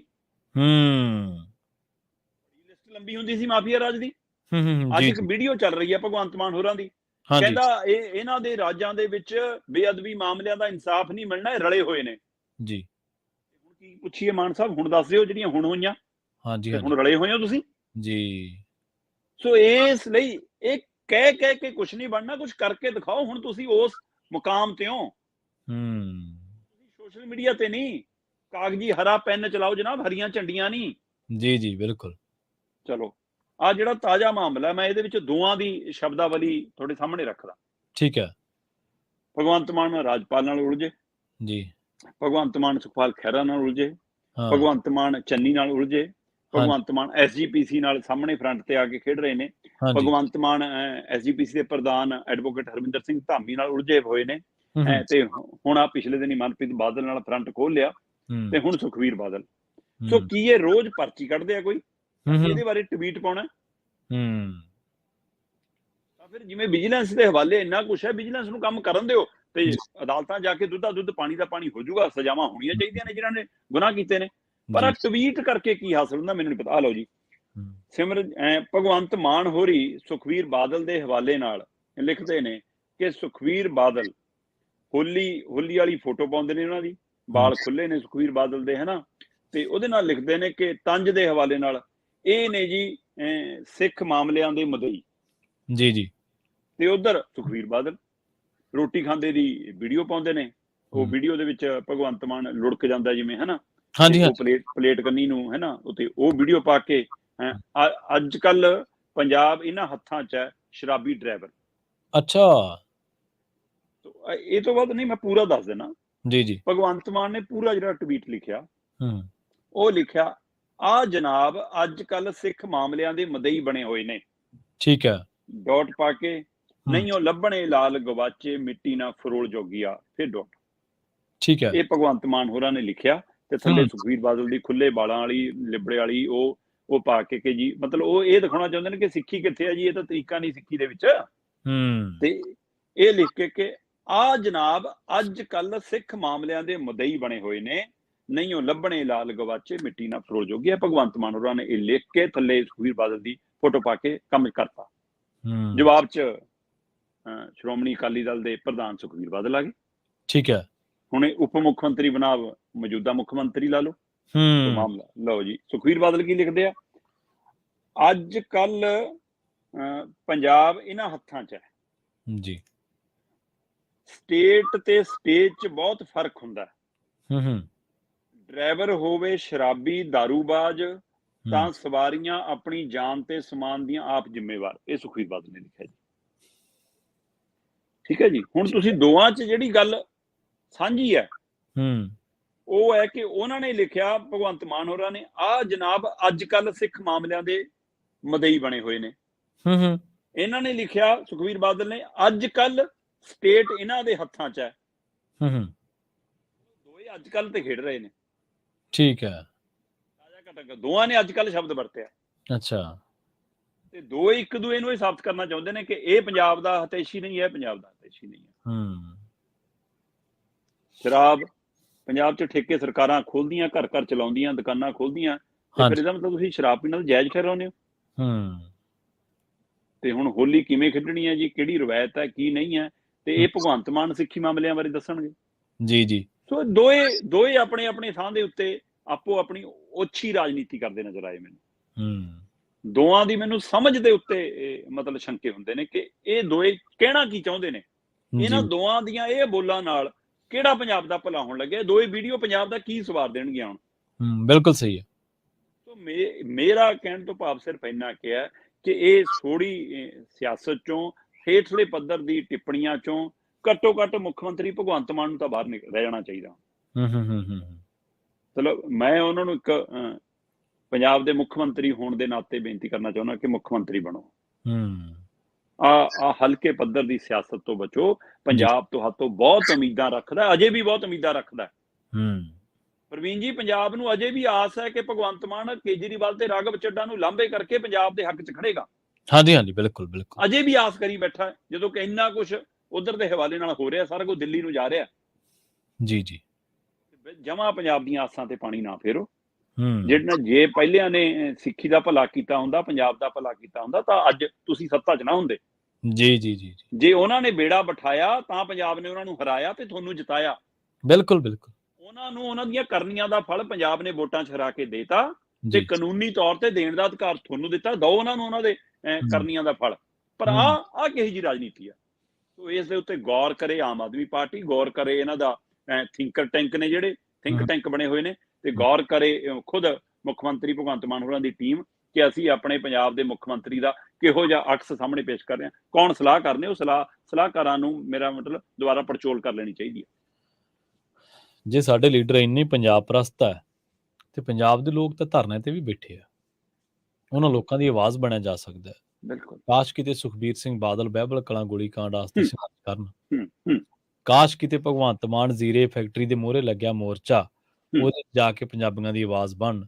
ਕਾਸ਼ ਕਿਤੇ ਭਗਵੰਤ ਮਾਨ ਮਾਨਸਾ ਵੀ ਜਾਣ ਤੇ ਸੁਖਬੀਰ ਬਾਦਲ ਤੇ ਮਨਪ੍ਰੀਤ ਬਾਦਲ ਕਹਿਣ ਕਿ ਜਿਹੜੇ ਲੋਕਾਂ ਨੇ ਪੰਜਾਬ ਦੀ ਲੁੱਟ ਕੀਤੀ ਹੈ, ਉਹਨਾਂ ਲੋਕਾਂ ਨੂੰ ਭਾਈ ਸਲਾਖਾਂ ਦੇ ਪਿੱਛੇ ਕਰੋ। ਫੋਟੋਆਂ ਸ਼ੇਅਰ ਕਰਕੇ ਕੀ ਹੋ ਜਾਊਗਾ? ਡਰਾਮਾ ਥੋੜ੍ਹਾ ਚੱਲ ਰਿਹਾ। ਲਤੀਫਪੁਰੇ ਵਾਲਿਆਂ ਦੇ ਮਕਾਨ ਬਣ ਗਏ ਜੀ ਜੀ, ਇਹਨਾਂ ਨੇ ਮਕਾਨ ਉਹਨਾਂ ਨੂੰ। ਹਾਂ ਬਿਲਕੁਲ, ਅਜੇ ਵੀ ਬਿਨ ਛੱਤਾਂ ਨੇ ਉਹ ਲੋਕ। ਸੁਖਬੀਰ ਸਿੰਘ ਦੁਬਾਰਾ 47 ਦਾ ਉਜਾੜਾ ਕੌਣ ਚਲਾ ਗਿਆ? ਰਹੇ ਸੀ ਮੋਹਾਲੀ ਜਾਣ ਮੋਰਚੇ ਦੇ ਵਿੱਚ ਬੈਠਣ।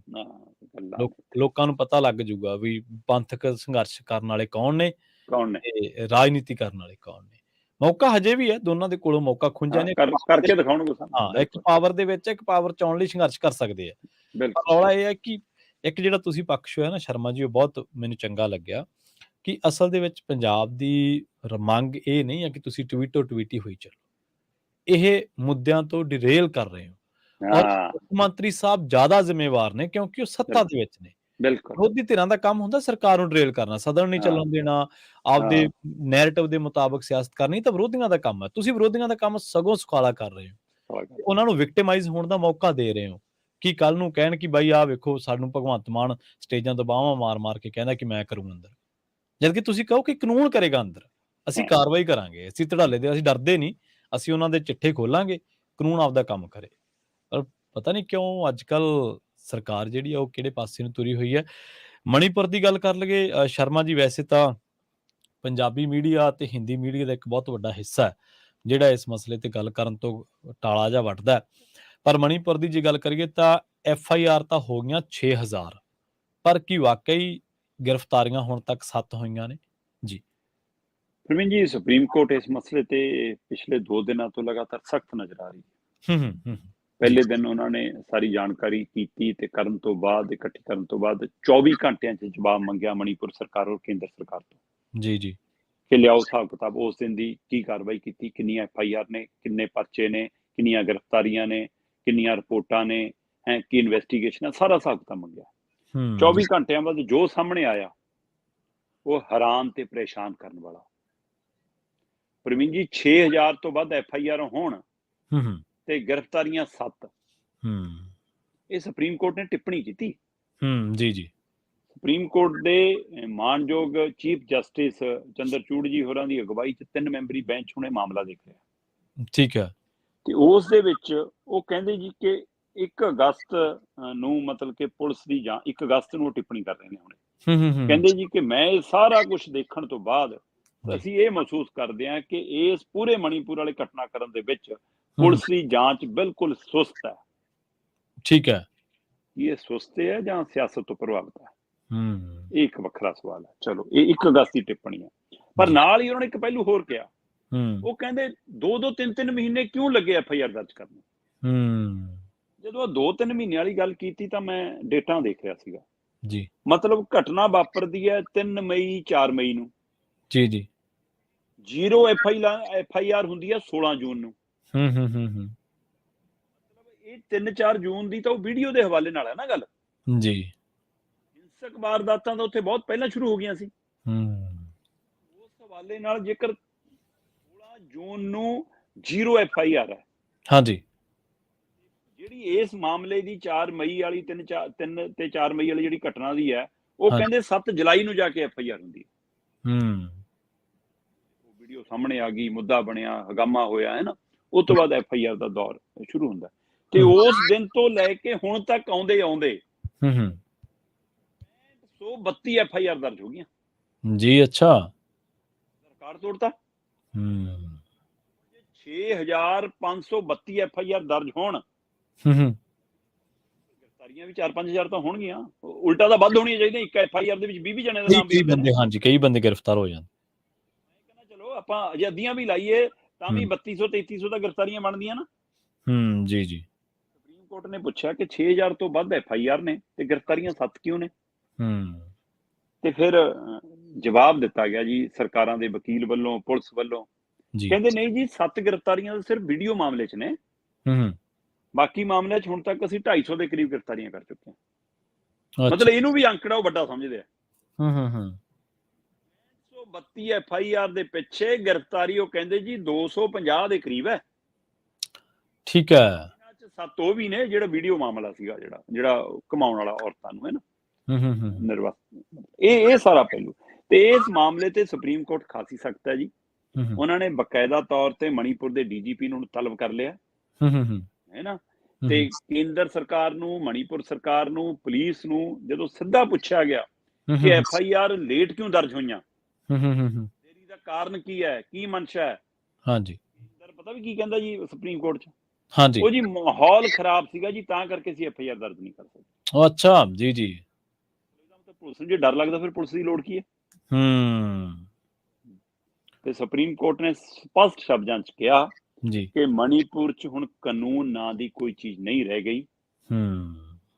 ਤੇ ਅਸੀਂ ਹੁਣ ਤੁਹਾਨੂੰ ਹਦਾਇਤ ਕਰਦੇ ਹਾਂ ਕਿ ਇਸ ਮਸਲੇ ਦੇ ਉੱਤੇ ਸਖਤ ਐਕਸ਼ਨ ਲੈਂਦਿਆਂ ਹੋਇਆਂ, ਸਖਤ ਕਾਰਵਾਈ ਕਰਦਿਆਂ ਹੋਏ ਦੱਸੋ, ਨਹੀਂ ਇਹ ਮਾਮਲਾ ਸਿੱਟ ਬਣਨ ਵੱਲ, ਰਿਟਾਇਰਡ ਜੱਜਾਂ ਦੀ ਅਗਵਾਈ 'ਚ ਸਿੱਟ ਜਾਂ ਇੱਕ ਨਿਗਰਾਨ ਕਮੇਟੀ ਬਣਾਉਣ ਵੱਲ ਵੱਧ ਸਕਦਾ, ਜਿਹਦੇ ਸੰਕੇਤ ਮਿਲ ਰਹੇ ਨੇ। ਫਿਲਹਾਲ ਹੁਣ ਇਸ ਮਾਮਲੇ ਦੀ ਸੁਣਵਾਈ 7 ਅਗਸਤ ਤੇ ਪੈ ਗਈ ਹੈ ਜੀ। ਤੇ ਹੁਣ 7 ਅਗਸਤ ਤੱਕ ਦੇਖਦੇ ਹਾਂ ਇਹ ਸਾਰੇ ਪਹਿਲੂਆਂ ਦੇ ਹਵਾਲੇ ਨਾਲ ਕੀ ਅਗਾਂਹ ਨੂੰ ਵੱਧਦਾ ਹੈ ਮਾਮਲਾ। ਬਹੁਤ ਗੰਭੀਰ ਹੈ। ਤੁਹਾਡਾ ਕਹਿਣਾ ਬਿਲਕੁਲ ਦਰੁਸਤ ਹੈ ਕਿ ਮੀਡੀਆ ਇਸ ਪਹਿਲੂ ਤੇ ਚਰਚਾ ਕਰਨੋਂ ਕੰਨੀ ਕਤਰਾ ਰਿਹਾ ਜਾਂ ਆਕਾਮਾਂ ਦੇ, ਸਰਕਾਰਾਂ ਦੇ, ਲੀਡਰਾਂ ਦੇ ਹੁਕਮਾਂ ਦੇ ਨਾਲ ਇਸ ਮਸਲੇ ਨੂੰ ਠੰਡੇ ਵਾਸਤੇ ਪਾ ਰਿਹਾ। ਇਸੇ ਮਸਲੇ ਦਾ ਆਧਾਰ ਮੰਨਿਆ ਜਾ ਰਿਹਾ ਕਿ ਮਾਨਸੂਨ ਸੈਸ਼ਨ ਦੇ ਵਿੱਚ ਜਿਹੜਾ ਦਿੱਲੀ ਵਾਲਾ ਆਰਡੀਨੈਂਸ ਹੈ, ਉਹ ਇਸੇ ਮਸਲੇ ਨੂੰ ਠੰਡੇ ਵਾਸਤੇ ਪਾਉਣ ਦੇ ਲਈ ਉਹਨੂੰ ਉਭਾਰਿਆ ਜਾ ਰਿਹਾ ਤਾਂ ਕਿ ਵਿਵਾਦ ਉਧਰ ਨੂੰ ਮੁੜ ਜਾਵੇ ਮਾਨਸੂਨ ਸੈਸ਼ਨ ਦੇ ਦੌਰਾਨ, ਲੋਕ ਸਭਾ ਤੇ ਰਾਜ ਸਭਾ ਦੇ ਅੰਦਰ ਵੀ। ਜੀ ਜੀ। ਤੇ ਸ਼ਰਮਾ ਜੀ, ਅਗਲੀ ਖਬਰ ਦੇ ਵੱਲ ਵਧੀਏ ਤੇ ਪੰਜਾਬ ਦੇ ਵਿੱਚ ਗੋਲਡ ਮੈਡਲ ਜਿੱਤਣ ਤੇ ਹੁਣ ਕਹਿੰਦੇ 3 ਕਰੋੜ ਰੁਪਏ ਦਾ ਇਨਾਮ ਮਿਲੂਗਾ। ਹਾਂ ਬਿਲਕੁਲ ਜੀ, ਇਹਦੇ ਵਿੱਚ ਕੋਈ ਦੋ ਰਾਏ ਨਹੀਂਗਾ ਕਿ ਪੰਜਾਬ ਦੇ ਵਿੱਚ ਜਿਹੜੇ ਖੇਡ ਮੰਤਰੀ ਨੇ ਨਾ, ਮੀਤ ਹੇਅਰ, ਉਹ ਸਹਿਰਦ, ਚਿੰਤਾਜਨਕ ਜਾਂ ਨੌਜਵਾਨ ਵਜੋਂ ਕੁਝ ਕਰ ਗੁਜ਼ਰਨ ਦੀ ਤਮੰਨਾ ਵਜੋਂ ਮੰਨੇ ਜਾਂਦੇ ਨੇ। ਵੈਸੇ ਤਾਂ ਉਹਨਾਂ ਨੇ ਦਮ ਭਰਿਆ ਕਿ ਅਸੀਂ ਨਵੀਂ ਖੇਡ ਨੀਤੀ ਲਿਆਂਦੀ, ਪਰ ਇਹ ਅਫਸੋਸ ਹੈ ਅਜੇ ਵੀ ਕਿ ਪੰਜਾਬ ਕੋਲ ਨਾ ਕੋਈ ਖੇਡ ਨੀਤੀ ਹੈ, ਨਾ ਕੋਈ ਸੱਭਿਆਚਾਰਕ ਨੀਤੀ ਹੈ, ਨਾ ਕੋਈ ਸਿੱਖਿਆ ਨੀਤੀ ਹੈ ਨਾ। ਸੋ ਇਹ ਸਾਰੇ ਪਹਿਲੂਆਂ 2-4 ਹੋ ਰਹੇ ਪਰ ਹੁਣ ਇਹ 5-4 ਫੈਸਲਿਆਂ ਨੂੰ ਵੀ ਉਹ ਨਵੀਂ ਖੇਡ ਨੀਤੀ ਕਰਾਰ ਦੇ ਰਿਹਾ। ਚਲੋ ਮੈਂ ਕਹਿੰਦਾ ਜਿੰਨੇ ਕੁ 5-4 ਫੈਸਲੇ ਉਹਨਾਂ ਨੇ ਸੋਚਿਆ, ਜੇਕਰ ਇਸ ਨੂੰ ਵੀ ਅਮਲੀ ਜਾਮਾ ਪਹਿਨਾ ਦੇਣ ਤਾਂ ਵੀ ਪੰਜਾਬ ਦੇ ਖੇਡ ਜਗਤ ਦਾ, ਖਿਡਾਰੀਆਂ ਦਾ ਔਰ ਸਾਡਾ ਚੰਗਾ ਭਲਾ ਹੋ ਸਕਦਾ ਹੈ। ਉਹਦੇ ਵਿੱਚ ਉਹਨਾਂ ਨੇ ਕੁਝ ਫੈਸਲੇ ਚੰਗੇ ਕੀਤੇ ਆ ਪ੍ਰਵੀਨ ਜੀ। ਜਿਵੇਂ ਉਹਨਾਂ ਨੇ ਕਿਹਾ ਕਿ ਹੁਣ ਤੱਕ ਵੱਖ-ਵੱਖ ਖੇਡਾਂ 25 ਖੇਡਾਂ ਸ਼ਾਮਲ ਸੀ ਜਿਨ੍ਹਾਂ 'ਚ ਮੈਡਲ ਜਿੱਤਣ ਵਾਲੇ ਖਿਡਾਰੀਆਂ ਨੂੰ ਇਨਾਮ ਮਿਲਦੇ ਸੀ। ਠੀਕ ਹੈ ਜੀ। ਹੁਣ ਉਹ ਗਿਣਤੀ 25 ਤੋਂ ਵਧਾ ਕੇ 80 ਕਰ ਦਿੱਤੀ ਹੈ। ਕੈਟਾਗਰੀ 80 ਤਰ੍ਹਾਂ ਦੀਆਂ ਖੇਡਾਂ 'ਚ ਮੈਡਲ ਜਿੱਤ ਕੇ ਆਉਣ ਵਾਲੇ ਖਿਡਾਰੀਆਂ ਨੂੰ ਮਾਣ ਤਾਣ ਸਰਕਾਰ ਦਊਗੀ। ਇੱਕ ਤਾਂ ਇਹ। ਦੂਸਰਾ, ਉਹ ਕਹਿੰਦੇ ਕਿ ਜਿਹੜੇ ਸਾਡੇ ਟ੍ਰੇਨਿੰਗ ਸੈਂਟਰ ਨੇ, ਖਿਡਾਰੀਆਂ ਦੇ ਕੈਂਪ ਜਿੱਥੇ ਹੁੰਦੇ ਨੇ, ਉਹ ਸਾਰਿਆਂ ਨੂੰ ਅਸੀਂ ਅੰਤਰਰਾਸ਼ਟਰੀ ਪੱਧਰ ਤੇ ਬਣਾਉਣ ਜਾ ਰਹੇ ਹਾਂ। ਉਹਦੇ ਵਿੱਚ ਸਮਾਨ, ਖਿਡਾਰੀਆਂ ਦੇ ਰਹਿਣ, ਖਾਣ, ਸੌਣ, ਪੀਣ, ਖੇਡਾਂ ਦੇ ਲਈ ਜੋ ਸਮਾਨ ਜੰਤਰ ਚਾਹੀਦੇ ਨੇ, ਉਹਨਾਂ ਨੂੰ ਜਿਹੋ ਜਿਹਾ ਪ੍ਰਬੰਧ ਚਾਹੀਦਾ, ਜਿਹੋ ਜਿਹੀਆਂ ਉੱਥੇ ਅੰਦਰ ਸਮਾਨ ਜਿਹਦੇ ਅੰਤਰਰਾਸ਼ਟਰੀ ਪੱਧਰ ਤੇ ਚਾਹੀਦੇ ਨੇ, ਉਹ ਸਾਰਾ ਅਸੀਂ ਉਪਲਬਧ ਕਰਾਵਾਂਗੇ। ਉਹਦੇ ਲਈ ਬਕਾਇਦਾ ਉਹਨਾਂ ਨੇ ਕਿਹਾ, ਚਾਹੇ ਜਲੰਧਰ ਹੈ, ਚਾਹੇ ਪਟਿਆਲਾ ਹੈ, ਚਾਹੇ ਮਾਲਪੁਰ ਹੈ, ਚਾਹੇ ਮੋਹਾਲੀ ਹੈ, ਚਾਹੇ ਲੁਧਿਆਣਾ ਹੈ, ਚਾਹੇ ਬਠਿੰਡਾ ਤੇ ਅੰਮ੍ਰਿਤਸਰ ਹੈ, ਹਰ ਥਾਵਾਂ ਤੇ ਸੈਂਟਰਾਂ ਨੂੰ ਅਸੀਂ ਅੰਤਰਰਾਸ਼ਟਰੀ ਪੱਧਰ ਦਾ ਬਣਾਵਾਂਗੇ।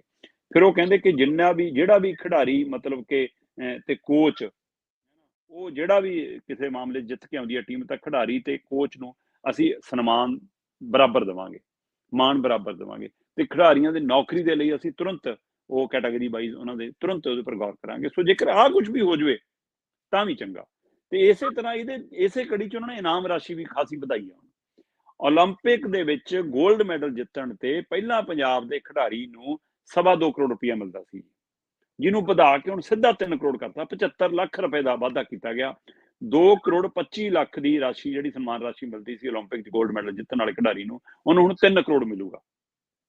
ਇਸੇ ਤਰ੍ਹਾਂ ਚਾਂਦੀ ਦਾ ਮੈਡਲ ਜਿੱਤਣ ਤੇ, ਓਲੰਪਿਕ ਦੇ ਵਿੱਚ ਚਾਂਦੀ ਦਾ ਮੈਡਲ ਜਿੱਤਣ ਤੇ 1.5 ਕਰੋੜ ਰੁਪਏ ਦੀ ਇਨਾਮ ਰਾਸ਼ੀ ਮਿਲਦੀ ਸੀ, ਹੁਣ ਉਹ ਰਾਸ਼ੀ ਵਧਾ ਕੇ 2 ਕਰੋੜ ਕਰਤੀ, ਮਤਲਬ 50 ਲੱਖ ਇੱਥੇ ਵੀ ਵਧਾਤਾ। ਠੀਕ ਹੈ। ਸੋ ਕਾਂਸੇ ਦਾ ਮੈਡਲ ਜਿੱਤਣ ਤੇ ਓਲੰਪਿਕ ਦੇ ਵਿੱਚ ਪਹਿਲਾਂ ਵੀ 1 ਕਰੋੜ ਮਿਲਦਾ ਸੀ, ਹੁਣ ਵੀ 1 ਕਰੋੜ ਹੈ। ਸੋ 1 ਕਰੋੜ ਕਾਂਸੇ ਵਾਲੇ ਨੂੰ, 2 ਕਰੋੜ ਚਾਂਦੀ ਵਾਲੇ ਨੂੰ, ਤੇ ਸੋਨ ਤਗਮੇ ਵਾਲੇ ਨੂੰ ਓਲੰਪਿਕ ਦੇ ਵਿੱਚੋਂ ਮੈਡਲ ਜਿੱਤਣ ਤੇ ਪੰਜਾਬ ਦੇ ਖਿਡਾਰੀ ਨੂੰ 3 ਕਰੋੜ ਮਿਲੂਗਾ। ਇਹ ਰਾਸ਼ੀ ਬਹੁਤ ਵੱਡੀ ਹੈ। ਮੈਂ ਇਹਦੇ ਲਈ ਮੀਥੇਰ ਹੋਰਾਂ ਨੂੰ ਵਧਾਈ ਦਿੰਦਾ ਕਿ ਉਹਨਾਂ ਨੇ ਇਹ ਉਪਰਾਲਾ ਕੀਤਾ, ਤੇ ਜੇ ਐਲਾਨ ਕੀਤੇ ਨੇ ਤਾਂ ਉਹ ਰਾਸ਼ੀ ਵੀ ਦੇਣਗੇ। ਪਰ ਨਾਲ ਹੀ ਮੈਂ ਇੱਕ ਅਰਜ਼ੋਈ ਜ਼ਰੂਰ ਕਰਦਾ ਕਿ ਮੈਂ ਚਾਹੁੰਦਾ ਕਿ 3 ਕਰੋੜ ਤੇ 2 ਕਰੋੜ ਇਨਾਮ ਲੈਣ ਵਾਲੇ ਖਿਡਾਰੀਆਂ ਦੀ ਗਿਣਤੀ ਬਹੁਤ ਵੱਧ ਜਾਵੇ। ਉਹਦੇ ਲਈ ਘੱਟੋ ਘੱਟ ਜਿਹੜੇ ਖਿਡਾਰੀਆਂ ਦੇ ਉੱਤੇ ਇਨਾਮ ਬਾਅਦ ਚੋਂ ਦੇਣਾ ਮੈਡਲ ਜਿੱਤਣ ਤੋਂ, ਉਹ ਜੋ ਥੋੜਾ ਜਿਹਾ ਪਹਿਲਾਂ ਖਰਚਣਾ ਸ਼ੁਰੂ ਕਰ ਦਿਓ, ਇਹ ਗਿਣਤੀ ਚੌਖੀ ਹੋ ਜਾਊਗੀ। ਕਈ ਖਿਡਾਰੀ ਮਤਲਬ ਝੋਨਾ ਲਾਉਣ ਲਈ ਮਜਬੂਰ ਹੁੰਦੇ ਨੇ, ਕਈ ਰੇਹੜੀਆਂ ਲਾਉਣ ਲਈ ਮਜਬੂਰ ਹੁੰਦੇ ਨੇ, ਕਈ ਸਬਜ਼ੀ ਵੇਚਣ ਲਈ ਮਜਬੂਰ ਹੁੰਦੇ ਨੇ, ਕਈ ਖੇਡ ਮੈਦਾਨ ਛੱਡ ਕੇ ਮਜ਼ਦੂਰੀਆਂ ਦਿਹਾੜੀਆਂ ਕਰਨ ਲਈ ਮਜਬੂਰ ਹੁੰਦੇ ਨੇ। ਉਹਨਾਂ ਨੂੰ ਮੈਦਾਨਾਂ 'ਚ ਵਾਪਸ ਲਿਆਓ। ਜੇ ਉਹਨਾਂ ਦੇ ਘਰੇ ਚੁੱਲ੍ਹਾ ਮਗਣ ਲੱਗ ਜਾਵੇ, ਉਹਨਾਂ ਨੂੰ ਇਹ ਫਿਕਰ ਨਾ ਹੋਵੇ ਕਿ ਘਰੇ ਬਜ਼ੁਰਗਾਂ ਨੂੰ ਰੋਟੀ ਮਿਲ ਜਾਊ ਤੇ ਸਾਨੂੰ ਖੇਡਣ ਲਈ ਖੁਰਾਕ ਮਿਲੀ ਜਾਊ, ਉਹ ਪੰਜਾਬ ਲਈ ਮੱਲਾਂ ਮਾਰ ਸਕਦੇ ਨੇ ਜੀ। ਸੋ ਥੋੜਾ ਜਿਹਾ ਉਧਰ ਵੀ ਗੌਰ ਕਰਨ ਦੀ ਲੋੜ ਹੈ ਜੀ। ਪੰਜਾਬ ਦੇ ਵਿੱਚ ਭਦੌੜ ਕਸਬੇ ਦੀ ਇੱਕ ਰਹਿਣ ਵਾਲੀ ਖਿਡਾਰਨ ਸੀ ਸ਼ਰਮਾ ਜੀ। ਸਰੀਰਕ ਜਿੰਨੀ ਸਮਰੱਥਾ ਸੀ ਉਹ ਤੋਂ ਵੱਧ ਜ਼ੋਰ ਲਾਇਆ ਉਸ ਕੁੜੀ ਨੇ, ਤੇ ਉਹਦੇ ਕਰਕੇ ਬਿਮਾਰੀ ਦਾ ਸ਼ਿਕਾਰ ਹੋ ਗਈ, ਝੁੱਗੀਆਂ ਝੌਪੜੀਆਂ 'ਚ ਰਹਿੰਦੀ ਸੀ। ਬਹੁਤ ਅਵਲ ਦਰਜੇ ਦੀ ਖਿਡਾਰਨ, ਪਰ ਉਹਦੀ ਕਿਸੇ ਨੇ ਬਾਅਦ 'ਚ ਬਾਂਹ ਨਹੀਂ ਫੜੀ। ਇਹ ਇੱਕ ਖਿਡਾਰਨ ਦੀ ਹੋਣੀ ਨਹੀਂ ਹੈ, ਬਹੁਤਿਆਂ ਦੇ ਨਾਲ ਹੈ। ਜਦੋਂ ਤੁਹਾਡੇ ਸਰੀਰ ਨੂੰ ਖੁਰਾਕ ਹੀ ਨਹੀਂ ਮਿਲਦੀ, ਜਦੋਂ ਤੁਹਾਨੂੰ ਪੌਸ਼ਟਿਕ ਖਾਣਾ ਹੀ ਨਹੀਂ ਮਿਲਦਾ, ਤੁਸੀਂ ਕਿਵੇਂ ਪਰਫਾਰਮ ਕਰੋਗੇ? ਮਾਹੌਲ ਹੋਣਾ ਬਹੁਤ ਜ਼ਰੂਰੀ ਹੈ, ਖਾਸ ਕਰਕੇ ਧੀਆਂ ਦੇ ਲਈ ਖੁਰਾਕ ਹੋਣੀ ਬਹੁਤ ਜ਼ਰੂਰੀ ਹੈ, ਫੇਰ ਹੀ ਗੱਲ ਬਣਦੀ ਹੈ ਨਾ। ਪਰ ਸਾਡੇ ਇਸ ਸਰਕਾਰ ਦਾ ਤਾਂ ਮੈਂ ਐਵੇਂ ਕਹਾਂ ਮੈਨੂੰ ਯਾਦ ਨਹੀਂ ਹੈ, ਪਰ ਪਿਛਲੀ ਸਰਕਾਰ ਦੇ ਵਿੱਚ ਤਾਂ ਜਦੋਂ ਕੈਪਟਨ ਸਾਹਿਬ ਆਪ ਉਹ ਖੁਰਚਾ ਜਿਹਾ ਲੈ ਕੇ ਦੇਗੇ ਕੋਲੇ ਖੜੇ ਸੀਗੇ ਕੋਟ ਪਾ ਕੇ ਐਫ ਵਾਲਾ, ਉਸ ਤੋਂ ਕੁਝ ਦਿਨ ਪਹਿਲਾਂ ਹੀ ਖਬਰ ਆਈ ਸੀ ਕਿ ਸਾਡੇ ਜਿਹੜੇ ਹਾਕੀ ਖਿਡਾਰੀ ਆ ਉਹ ਇਨਾਮਾਂ ਨੂੰ ਤਰਸ ਰਹੇ, ਜਿਹੜੇ ਜਿੱਤ ਕੇ ਨਹੀਂ, ਜਿਹੜੇ ਹੋਰ ਸਾਡੇ ਜਿਹੜੇ ਸਟੇਟ ਸੂਬਿਆਂ ਦੇ ਜ਼ਿਲ੍ਹਿਆਂ ਦੇ ਵਿੱਚ ਖੇਡਦੇ ਆ, ਪਰ ਉਹ 16 ਹਾਕੀ ਖਿਡਾਰੀਆਂ ਨੂੰ ਉਹ ਆਪਣਾ ਜਿਹੜਾ ਦਾਲ ਪਾਣੀ ਆ ਉਹ ਛਕਾ ਰਹੇ ਸੀ। ਮੈਂ ਕਹਿਣਾ ਬਹੁਤ ਚੰਗੀ ਗੱਲ ਹੈ, ਪਰ ਨਾਲ ਤੁਸੀਂ 16-17 ਨੂੰ ਛਕਾਓ, ਜਿਹੜੀ ਸਾਡੀ ਟੀਮ ਜਿੱਤ ਕੇ ਆਈ ਹੈ। ਸਾਡਾ ਉਹਨਾਂ ਦਾ ਹੌਸਲਾ ਅਫਜ਼ਾਈ ਕਰਨਾ ਸਾਡਾ ਸਾਰਿਆਂ ਦਾ ਮੰਤਵ ਹੋਣਾ ਚਾਹੀਦਾ, ਫਰਜ਼ ਆ ਸਾਡਾ, ਬਿਲਕੁਲ। ਪਰ ਜਿਹੜੇ 1000 ਖਿਡਾਰੀ ਸਾਡੇ ਮਗਰ ਤੁਹਾਡੇ ਘਰਾਂ ਮੂਹਰੇ ਧਰਨੇ ਲਾਈ ਬੈਠੇ ਆ, ਉਹਨਾਂ ਦਾ ਕੀ ਕਸੂਰ? ਕੀ ਇਹੀ ਕਸੂਰ ਹੈ ਕਿ ਉਹ ਹਜੇ ਕੌਮਾਂਤਰੀ ਨਹੀਂ ਬਣੇ? ਬਿਲਕੁਲ, ਬਸ ਆਹੀ ਮਸਲਾ ਕਿ ਉਹਨਾਂ ਨੂੰ ਬਣਾਉਣ ਦੇ ਲਈ ਤਿਆਰ ਕਿਹਨੇ ਕਰਨਾ? ਸੂਬੇ ਨਹੀਂ ਤਿਆਰ ਕਰਨਾ, ਸਰਕਾਰ ਨਹੀਂ ਤਿਆਰ ਕਰਨਾ। ਜੀ ਜੀ। ਸੋ ਜਾਂਦੇ ਜਾਂਦੇ ਗੱਲ ਕਰ ਲਈਏ ਸੜਕ ਸੁਰੱਖਿਆ ਫੋਰਸ ਦੀ। ਬੜੇ ਵੱਡੇ ਪੱਧਰ ਤੇ ਇਸ ਫੋਰਸ ਦੇ ਬਾਰੇ ਸਰਕਾਰੀ ਅਮਲਾ ਫਾਲਾ ਪ੍ਰਚਾਰ ਕਰ ਰਿਹਾ, ਔਰ ਅਸੀਂ ਵੀ ਕਹਿੰਦੇ ਹਾਂ ਸੜਕ ਸੁਰੱਖਿਆ ਹੋਣੀ ਚਾਹੀਦੀ ਹੈ। ਪਰ ਜਿਹੜੀ ਫੋਰਸ ਹੈ ਇਹ ਹਾਦਸੇ ਰੋਕੂਗੀ ਸ਼ਰਮਾ ਜੀ, ਜਾਂ ਪੈਸੇ ਇਕੱਠੇ ਕਰੂਗੀ? ਪ੍ਰਵੀਨ ਜੀ, ਆਪਾਂ ਇਸੇ ਪ੍ਰੋਗਰਾਮ 'ਚ ਸੜਕ ਸੁਰੱਖਿਆ ਫੋਰਸ ਬਾਰੇ ਗੱਲ ਕੀਤੀ ਸੀ ਜਦੋਂ ਇਹਦੀ ਤੈਨਾਤੀ ਦਾ ਜ਼ਿਕਰ ਆਇਆ ਸੀ, ਕਿਉਂਕਿ ਮੁੱਖ ਮੰਤਰੀ ਭਗਵੰਤ ਮਾਨ ਹੋਰੀ ਕਹਿੰਦੇ ਕਿ ਅਸਲ 'ਚ ਹੁੰਦਾ ਕੀ ਹੈ ਕਿ ਚਾਹੇ ਉਹ ਟ੍ਰੈਫਿਕ ਪੁਲਿਸ ਹੈ ਤੇ ਚਾਹੇ ਉਹ ਪੰਜਾਬ ਪੁਲਿਸ ਆ, ਉਹ ਇੰਨੀ ਥਾਵਾਂ 'ਚ ਉਲਝੀ ਹੈ ਕਿ ਇਸ ਲਈ ਉਹ ਸਹੀ ਤਾਲਮੇਲ ਨਹੀਂ ਹੁੰਦਾ। ਹੁਣ ਇਹ ਬਿਲਕੁਲ ਟ੍ਰੈਫਿਕ ਪੁਲਿਸ ਤੋਂ ਔਰ ਰੂਟੀਨ ਵਾਲੀ ਪੁਲਿਸ ਤੋਂ, ਥਾਣੇ ਕਚਹਿਰੀਆਂ ਵਾਲੀ ਪੁਲਿਸ ਤੋਂ, ਜਾਂ ਸਿਕਿਉਰਟੀਆਂ ਦੇ ਰੂਪ 'ਚ ਫਿਰਦੀ ਪੁਲਿਸ ਤੋਂ ਵੱਖਰਾ ਇੱਕ ਵਿੰਗ ਬਣਾਇਆ, ਪੁਲਿਸ 'ਚੋਂ ਹੀ ਵਿੰਗ ਬਣਾਇਆ। ਇਹਦੇ ਵਿੱਚ ਬੰਦੇ ਵੀ ਹੋਣਗੇ ਤੇ ਮਤਲਬ ਬੀਬੀਆਂ ਵੀ ਹੋਣਗੀਆਂ, ਸੋ ਉਹਨਾਂ ਦੀ ਤੈਨਾਤੀ ਸਮੇਂ-ਸਮੇਂ ਹੁੰਦੀ ਰਹੂਗੀ। ਇਹਨਾਂ ਦਾ ਕੰਮ ਸਿਰਫ ਸੜਕ ਹਾਦਸੇ ਰੋਕਣਾ, ਲੋੜਵੰਦ ਦੀ ਸਹਾਇਤਾ ਕਰਨਾ, ਤੁਰੰਤ ਉਹਨੂੰ ਸਮੇਂ ਸਿਰ ਹਸਪਤਾਲ ਪਹੁੰਚਾਉਣਾ, ਇਹ ਸਾਰਾ ਪ੍ਰਬੰਧ ਦੇਖਣਾ ਇਹਨਾਂ ਦਾ ਕੰਮ ਹੋਊਗਾ। ਠੀਕ ਹੈ। ਇਹ ਸੜਕ ਸੁਰੱਖਿਆ ਫੋਰਸ ਦੀ ਤੈਨਾਤੀ ਦੇ ਲਈ ਮੁੱਖ ਮੰਤਰੀ ਭਗਵੰਤ ਮਾਨ ਹੋਰਾਂ ਨੇ ਖੁਦ 129 ਗੱਡੀਆਂ ਨੂੰ ਹਰੀ ਝੰਡੀ ਦਿੱਤੀ ਆ। ਸਪੈਸ਼ਲ ਗੱਡੀਆਂ ਤਿਆਰ ਹੋਈਆਂ, ਉਹ ਗੱਡੀਆਂ ਹਰ 30 ਕਿਲੋਮੀਟਰ ਤੇ ਉਪਲਬਧ ਹੋਣਗੀਆਂ। 30 ਕਿਲੋਮੀਟਰ ਦਾ ਦਾਇਰਾ ਇੱਕ ਗੱਡੀ ਕਵਰ ਕਰੂਗੀ। 30 ਕਿਲੋਮੀਟਰ ਦੇ ਦਾਇਰੇ ਦੇ ਵਿੱਚ ਕੋਈ ਵੀ ਸੜਕ ਹਾਦਸਾ ਵਾਪਰਦਾ ਹੈ, ਉਹਦੀ ਸੰਭਾਲ ਕਰਨੀ, ਉਹਦੇ ਬੰਦੇ ਨੂੰ ਉੱਥੇ ਤੱਕ, ਜ਼ਖਮੀਆਂ ਨੂੰ ਜਾਂ ਕਿਸੇ ਪੀੜਤ ਨੂੰ ਉੱਥੇ ਤੱਕ ਹਸਪਤਾਲ ਤੱਕ ਲੈ ਕੇ ਜਾਣਾ, ਉਹਦੀ ਗੱਡੀ ਨੂੰ ਸਾਈਡ ਕਰਾਉਣਾ, ਸਾਰਾ ਕੁਝ ਇਸ ਫੋਰਸ ਨੇ ਦੇਖਣਾ। ਔਰ ਇਹ ਇਕੱਲੀ ਪੁਲਿਸ ਦੀ ਗੱਡੀ ਨਹੀਂ ਹੋਊਗੀ, ਇਹਨਾਂ ਦੇ ਨਾਲ ਤੁਰੰਤ ਐਂਬੂਲੈਂਸ ਔਰ ਰਿਕਵਰੀ ਵੈਨ ਜਿਹੜੀ ਹੈ ਨਾ, ਟਰੱਕ ਗੱਡੀਆਂ ਕਾਰਾਂ ਨੂੰ ਪਰੇ ਕਰਨ ਲਈ। ਸੋ ਇਹ ਸਾਰਾ ਕੁਝ ਉਪਲਬਧ ਕਰਾਇਆ। ਇਹਦੇ ਵਿੱਚੋਂ ਇੱਕ ਚੰਗੀ ਆਸ ਜਾਗੀ ਆ, ਕਿਉਂਕਿ ਮੁੱਖ ਮੰਤਰੀ ਭਗਵੰਤ ਮਾਨ ਹੋਰਾਂ ਨੇ ਖੁਦ ਕਿਹਾ ਕਿ ਪੰਜਾਬ 'ਚ ਔਸਤਨ ਹਰ ਰੋਜ਼ 14 ਬੰਦੇ ਸੜਕ ਹਾਦਸੇ 'ਚ ਜਾਨ ਗਵਾਉਂਦੇ ਨੇ। ਤੇ ਇੱਕ ਦਿਨ 'ਚ ਜੇ 14 ਬੰਦਿਆਂ ਦੀ ਜਾਨ ਜਾਂਦੀ ਆ ਤਾਂ ਮਹੀਨੇ ਮਤਲਬ ਸਾਲ ਦੇ ਵਿੱਚ ਤੁਸੀਂ ਹਿਸਾਬ ਲਾ ਲਓ 5000 ਤੋਂ ਵੱਧ ਹੋ ਗਿਆ। 5100 ਕੁਝ ਬੰਦੇ ਪੰਜਾਬ 'ਚ ਇੱਕ ਮਹੀਨੇ 'ਚ ਜਾਨ ਗਵਾ ਲੈਂਦੇ ਨੇ। ਸੋ ਇਹ ਬਹੁਤ ਵੱਡਾ ਅੰਕੜਾ ਹਾਦਸਿਆਂ ਦਾ। ਸੋ ਇਸ ਹਵਾਲੇ ਨਾਲ ਕਿ ਇਹਦਾ ਵੱਖਰਾ ਵਿੰਗ ਬਣਨਾ ਤੇ ਇਹਦੇ ਨਾਲ ਸੜਕ ਹਾਦਸੇ ਰੋਕਣ ਦੀ ਕਵਾਇਦ ਕਰਨਾ ਇੱਕ ਚੰਗੀ ਕੋਸ਼ਿਸ਼ ਹੈ। ਪਰ ਨਾਲ ਇਹਨਾਂ ਨੂੰ ਜਿਹੜੀ ਇੱਕ ਜ਼ਿੰਮੇਵਾਰੀ ਹੋਰ ਦਿੱਤੀ ਆ, ਉਹ ਜ਼ਿੰਮੇਵਾਰੀ ਥੋੜੀ ਜਿਹੀ ਦੋ ਪਾਸਿਓਂ ਫਿਕਰਮੰਦੀ ਪਾਉਂਦੀ ਆ। ਉਹ ਜ਼ਿੰਮੇਵਾਰੀ ਇਹਨਾਂ ਨੂੰ ਦਿੱਤੀ ਆ ਕਿ ਭਾਈ ਸੜਕ ਹਾਦਸਿਆਂ ਦਾ ਮੁੱਖ ਕਾਰਨ ਹੁੰਦਾ ਹੈ ਗਲਤ ਪਾਰਕਿੰਗ। ਜੀ ਬਿਲਕੁਲ, ਟਰੱਕ ਗਲਤ ਥਾਂ ਤੇ ਖੜਾ ਹੋ ਗਿਆ, ਟਰੈਕਟਰ ਟਰਾਲੀ ਕੋਈ ਗਲਤ ਥਾਂ ਤੇ ਖੜੀ ਆ, ਮੋੜ ਤੇ ਖੜੀ ਆ, ਸੜਕ ਤੇ ਖੜੀ ਆ, ਹਨੇਰੇ 'ਚ ਉਹਦੇ ਰਿਫਲੈਕਟਰ ਨਹੀਂ ਲੱਗੇ ਤਾਂ ਉਹ ਰਿਫਲੈਕਟਰ ਨਾ ਹੋਣ ਕਾਰਨ ਉਹ ਦਿਖਦਾ ਨਹੀਂ, ਕਈ ਵਾਰ ਹਾਦਸੇ ਵਾਪਰਦੇ ਨੇ। ਸੋ ਕਹਿੰਦੇ ਜੀ ਇਸ ਫੋਰਸ ਦਾ ਇਹ ਵੀ ਕੰਮ ਹੋਊਗਾ, ਉਹਨਾਂ ਦੇ 30 ਕਿਲੋਮੀਟਰ ਦੇ ਦਾਇਰੇ ਦੇ ਵਿੱਚ ਜੇਕਰ ਕੋਈ ਟਰੈਕਟਰ, ਜੇਕਰ ਕੋਈ ਟਰਾਲੀ, ਜੇਕਰ ਕੋਈ ਕਾਰ, ਜੇਕਰ ਕੋਈ ਸਕੂਟਰ, ਜੇਕਰ ਕੋਈ ਮੋਟਰਸਾਈਕਲ, ਜੇਕਰ ਕੋਈ ਟੈਂਪੂ, ਟਰੱਕ, ਕੁਝ ਵੀ ਗਲਤ ਥਾਂ ਤੇ ਸੜਕ 'ਚ ਖੜਾ ਹੈ, ਵੀਹੀ 'ਚ ਖੜਾ ਹੈ, ਹਾਂਜੀ, ਚਾਹੇ ਲਿੰਕ ਰੋਡ ਹੈ ਤੇ ਚਾਹੇ ਹਾਈਵੇ ਨੇ, ਹੈ ਨਾ, ਚਾਹੇ ਸਟੇਟ ਹਾਈਵੇ ਨੇ, ਚਾਹੇ ਨੈਸ਼ਨਲ ਹਾਈਵੇ ਨੇ, ਚਾਹੇ ਪਿੰਡਾਂ ਦੀ ਲਿੰਕ ਸੜਕਾਂ ਨੇ, ਜੇਕਰ ਉਹਨਾਂ ਦੇ ਉੱਤੇ ਗਲਤ ਪਾਰਕਿੰਗ ਖੜੀ ਹੈ ਤਾਂ ਉਹਦੇ ਤੇ ਉੱਤੇ ਵੀ ਇਹਨਾਂ ਦੀ ਜ਼ਿੰਮੇਵਾਰੀ ਬਣੂਗੀ ਇਸ ਫੋਰਸ ਦੀ, ਔਰ ਇਹ ਉਹਦੇ ਲਈ ਮੋਟਾ ਚਲਾਨ ਕਰ ਸਕਦੇ ਨੇ। ਔਰ ਮੋਟੇ ਚਲਾਨ ਦੀ ਲਿਮਟ ਖਾਸੀ ਬੜੀ ਹੈ ਜੀ। ਅੱਛਾ, ਤੇ ਹੁਣ ਉਹਦੇ ਨਾਲ ਇਸ ਜਿਹੜੀ ਸੜਕ ਸੁਰੱਖਿਆ ਫੋਰਸ ਲਿਆਂਦੀ ਹੈ, ਇਹਦੇ ਨਾਲ ਮਾਨ ਸਰਕਾਰ ਖਜ਼ਾਨਾ ਭਰਨਾ ਚਾਹੁੰਦੀ ਹੈ ਕਿ ਇਹ ਸਿਰਫ ਵਸੂਲੀ ਦਾ ਕਾਰਨ ਤਾਂ ਨਹੀਂ, ਜਾਂ ਤਾਂ ਫਿਰ ਇਹ ਹੋਵੇ ਕਿ ਤੁਸੀਂ 1 ਸਾਲ ਭਾਈ ਕੰਪੇਨ ਚਲਾਊਗੀ ਇਹ ਫੋਰਸ। ਪਹਿਲਾਂ 1 ਸਾਲ ਆਪਣੇ 30 ਕਿਲੋਮੀਟਰ ਦੇ ਦਾਇਰੇ 'ਚ ਰੋਜ਼ ਪ੍ਰਚਾਰ ਕਰੂਗੀ, ਸਕੂਲਾਂ ਰਾਹੀਂ, ਕਾਲਜਾਂ ਰਾਹੀਂ, ਯੂਨੀਵਰਸਿਟੀਆਂ ਰਾਹੀਂ, ਗੁਰੂ ਘਰਾਂ, ਮੰਦਿਰਾਂ ਰਾਹੀਂ, ਮੇਲਿਆਂ ਰਾਹੀਂ, ਇਕੱਠ ਰਾਹੀਂ, ਜਿੱਥੇ ਵੀ ਕਿਤੇ ਜਨਤਕ ਸਮਾਗਮ ਨੇ, ਚਾਹੇ ਇੱਥੋਂ ਤੱਕ ਕਿ ਵਿਆਹਾਂ ਦੇ ਤੱਕ ਵੀ, ਕਿ ਉਹਨਾਂ ਦੇ ਵਿੱਚ ਅਨਾਉਂਸਮੈਂਟਾਂ ਹੋਣਗੀਆਂ, ਪਰਚੇ ਵੰਡੇ ਜਾਣਗੇ, ਅਖਬਾਰਾਂ 'ਚ ਹੋਊਗਾ, ਸੈਮੀਨਾਰ ਹੋਊਗਾ ਕਿ ਭਾਈ ਅੱਜ ਤੋਂ ਸੜਕ ਤੇ ਕੁਝ ਨਹੀਂ ਖੜੂਗਾ। ਲਾਓ ਪੱਟੀ ਆ, ਟੋਰਾਂਟੋ, ਕੈਨੇਡਾ, ਅਮਰੀਕਾ ਵਰਗੇ ਮੁਲਕਾਂ 'ਚ ਇੱਕ ਪੱਟੀ ਹੁੰਦੀ ਹੈ ਕਿ ਤੂੰ ਥੱਲੇ ਹੋਊਗਾ ਜੀ ਕੁਝ ਖੜੂਗਾ ਭਾਈ। ਠੀਕ ਹੈ। ਉਸ ਹਵਾਲੇ ਨਾਲ ਕੀ ਇਹ ਪ੍ਰਚਾਰ ਕਰਨਗੇ, ਜਾਂ ਸਿਰਫ ਇਹ ਸਰਕਾਰ ਨੂੰ ਲੱਗਦਾ ਕਿ ਚਲੋ ਖਜ਼ਾਨਾ ਖਾਸਾ ਖਾਲੀ ਹੈ, ਸਕੀਮਾਂ ਵੀ ਬਹੁਤ ਚਲਾਉਣੀਆਂ ਹੈ, ਉਹ ਆਟਾ ਦਾਲ ਵੀ ਘਰ ਘਰ ਪਹੁੰਚਾਉਣਾ ਹੈ, ਬਿਜਲੀ ਵਾਲਾ ਵੀ ਬਿੱਲ ਖਾਸਾ ਔਖਾ ਹੋ ਰਿਹਾ, ਸੋ ਇਸ ਲਈ ਆਹ ਮੋਟੇ ਚਲਾਨ ਕਰਕੇ ਭਰਪਾਈ ਕਰ ਲਈਏ, ਕੀ ਇਹ ਤਰੀਕਾ? ਪਰ ਇਹ ਖਜ਼ਾਨੇ ਦੀ ਜੇਬ ਭਰੂਗੀ ਜਾਂ ਇਹਦੇ ਵਿੱਚੋਂ ਕੁਝ ਭ੍ਰਸ਼ਟ ਅਫਸਰਾਂ ਦੀ ਵੀ ਜੇਬ ਭਰ ਜੂਗੀ, ਕਿਤੇ ਕੰਮ ਉਧਰ ਨੂੰ ਵੀ ਨਾ ਸ਼ੁਰੂ ਹੋ ਜਾਵੇ, ਵੀ ਫਿਕਰ ਹੈ ਤਾਂ ਇਹ ਪੁਲਿਸ ਚੋਂ ਹੀ ਆਉਣੇ ਆ ਨਾ। ਸਾਰੀ ਪੁਲਿਸ ਜੇ ਮਾੜੀ ਨਹੀਂ ਤਾਂ ਸਾਰੀ ਪੁਲਿਸ ਚੰਗੀ ਵੀ ਤਾਂ ਨਹੀਂ ਹੈਗੀ। ਬਿਲਕੁਲ ਸਹੀ ਹੈ। ਜੋ ਚੋਂ ਆਏ ਬੰਦੇ ਨੇ ਉਹ ਇਹ ਕਹਿਣਗੇ ਦੇਖ ਲੈ ਚਲਾਨ 10,000 ਦਾ ਬਣਦਾ, ਇੱਥੇ 3,000 ਨਾਲੇ ਸਰ ਜੂਗਾ। ਉਹ ਕਹੂਗਾ ਕੋਈ ਨਾ ਜਨਾਬ 2,000 ਨਾਲ ਸਾਰ ਲਓ ਫਿਰ। ਹਾਂਜੀ, ਇਹ ਵੀ ਇੱਕ ਫਿਕਰਮੰਦੀ ਖੜੀ ਹੈ ਕਿ ਕੀ ਸੜਕ ਸੁਰੱਖਿਆ ਫੋਰਸ ਦੀ ਤੈਨਾਤੀ ਹਾਦਸੇ ਰੋਕਣ ਲਈ ਹੋਊਗੀ ਜਾਂ ਜੇਬਾਂ ਭਰਨ ਲਈ ਹੋਊਗੀ। ਸੋ ਜੇਬਾਂ ਸਰਕਾਰ ਦੀਆਂ ਭਰਨਗੀਆਂ ਜਾਂ ਅਫਸਰਾਂ ਦੀਆਂ, ਮੁਲਾਜ਼ਮਾਂ ਦੀਆਂ ਭਰਨਗੀਆਂ, ਇਹ ਵੀ ਫਿਕਰਮੰਦੀ ਹੈ। ਬਿਲਕੁਲ ਸਹੀ ਨੁਕਤਾ ਤੁਸੀਂ ਚੁੱਕਿਆ ਸ਼ਰਮਾ ਜੀ। ਜਦੋਂ ਵੀ ਕਾਨੂੰਨ ਕੋਲੇ ਪਾਵਰਾਂ ਆਉਂਦੀਆਂ ਨੇ ਜਾਂ ਜੁਰਮਾਨੇ ਵੱਡੇ ਹੁੰਦੇ ਨੇ ਤਾਂ ਉਹਨਾਂ ਦੀ ਵਰਤੋਂ ਕੁਵਰਤੋਂ ਤੋਂ ਭੱਜਿਆ ਨਹੀਂ ਜਾ ਸਕਦਾ। ਖੜੇ ਵਾਹਨਾਂ ਕਰਕੇ ਅਸੀਂ ਇੱਕ ਗੱਲ ਨੂੰ ਮੰਨਦੇ ਹਾਂ ਕਿ ਸੜਕ ਸੁਰੱਖਿਆ ਹੋਣੀ ਚਾਹੀਦੀ ਹੈ, ਅਸੀਂ ਦੂਜੀ ਗੱਲ ਵੀ ਸਰਕਾਰ ਦੀ ਮੰਨਦੇ ਹਾਂ ਕਿ ਖੜੇ ਵਹੀਕਲਾਂ ਕਰਕੇ ਹਾਦਸੇ ਹੁੰਦੇ ਆ। ਆਪਾਂ ਅਕਸਰ ਦੇਖਿਆ ਹਾਈਵੇਜ਼ ਦੇ ਉੱਤੇ ਜਦੋਂ ਕੋਈ ਗਲਤ ਪਾਰਕਿੰਗ ਹੁੰਦੀ ਹੈ, ਕੋਈ ਲਾਈਟਾਂ ਨਹੀਂ, ਇੰਡੀਕੇਟਰ ਨਹੀਂ ਜਗਾਏ ਹੁੰਦੇ, ਜਾਂ ਕੋਈ ਪਿੱਛੇ ਕੋਈ ਸਾਈਨ ਬੋਰਡ ਨਹੀਂ ਲਾਇਆ ਹੁੰਦਾ ਕਿ ਭਾਈ ਅੱਗੇ ਜਾ ਕੇ ਟਰੱਕ ਹੈ। ਕਿੰਨੀ ਵਾਰੀ ਆਪਾਂ ਖਬਰਾਂ ਸ਼ੇਅਰ ਕੀਤੀਆਂ ਕਿ ਭਾਈ ਟਰੱਕ ਖੜਾ ਸੀ, ਫਲਾਂ ਖੜੀ ਸੀ ਚੀਜ਼, ਟਰਾਲੀ ਖੜੀ ਸੀ, ਬੱਸ ਖੜੀ ਸੀ, ਕਾਰ ਉਹਦੇ ਥੱਲੇ ਵੜ ਗਈ। ਆਪਾਂ ਇਹ ਦੇਖਦੇ ਹਾਂ ਆਪਾਂ, ਪਰ ਕੀ ਇਹੀ ਸਮੱਸਿਆ ਟ੍ਰੈਫਿਕ ਦੀ? ਕਿ ਤੁਸੀਂ ਜੋ ਸ਼ਹਿਰਾਂ ਦੇ ਵਿੱਚ, ਮੈਂ ਪੇਂਡੂ ਭਾਈਚਾਰੇ ਤੇ ਵੀ ਆਊਂਗਾ, ਆਪਾਂ ਛੱਡਦੇ ਨਹੀਂ ਕਿਸੇ ਨੂੰ, ਸ਼ਹਿਰਾਂ ਦੇ ਵਿੱਚ ਜਿਹੜੀਆਂ ਸਾਡੀਆਂ ਦੁਕਾਨਾਂ ਨੇ, ਸੜਕਾਂ ਨੇ, ਇੱਕ ਬੰਦੇ ਨੇ 5 ਫੁੱਟ ਥੜੀ ਬਣਾਈ ਹੋਈ ਹੈ, ਅੱਗੇ ਮੂਹਰੇ 8 ਫੁੱਟ ਦਾ ਉਹ ਗਰਮੀਆਂ 'ਚ ਟੈਂਟ ਲਾਇਆ ਹੋਇਆ, 10 ਫੁੱਟ ਥਾਂ ਉਹ ਰੋਕੀ ਬੈਠਾ ਵਾ, 10 ਫੁੱਟ ਅੱਗੇ ਪਾਰਕਿੰਗ। ਹਾਂਜੀ, ਉਹਦੇ ਅੱਗੇ ਪਾਰਕਿੰਗ ਹੈ ਤੇ ਪਾਰਕਿੰਗ ਸੜਕ ਤੇ ਜਾਊਗੀ ਨਾ। ਜੇ ਉਹ ਬੰਦੇ ਨੂੰ ਅਸੀਂ ਕਹਾਂਗੇ ਕਿ ਭਾਈ ਤੂੰ ਆਪਦੀ ਥੜੀ ਤੋੜ, ਆਪਦੀ ਥੜੀ ਦੁਕਾਨ ਦੇ ਅੰਦਰ ਕਰ, ਤੇ ਪਾਰਕਿੰਗ ਆਟੋਮੈਟਿਕਲੀ ਸੜਕਾਂ ਤੋਂ ਪਾਸੇ ਹੋ ਜੂਗੀ। ਜੇ ਤੁਸੀਂ ਪਾਰਕਿੰਗ ਵਾਲਿਆਂ ਦੇ ਚਲਾਨ ਕਰਨੇ ਆ, ਜਿਹਨੇ ਗਲਤ ਪਾਰਕਿੰਗ ਕੀਤੀ ਹੈ, ਕੀ ਉਹਨੂੰ ਪਾਰਕਿੰਗ ਮੁਹੱਈਆ ਕਰਵਾਓਗੇ ਤੁਸੀਂ? ਜੀ, ਦੂਜੀ ਗੱਲ, ਹਾਂਜੀ, ਦੂਜਾ ਤਬਕਾ ਸਾਡਾ ਕਿਸਾਨੀ ਵਾਲਾ, ਜਿਹਦੇ ਚ ਮੈਂ ਵੀ ਆਉਣਾ।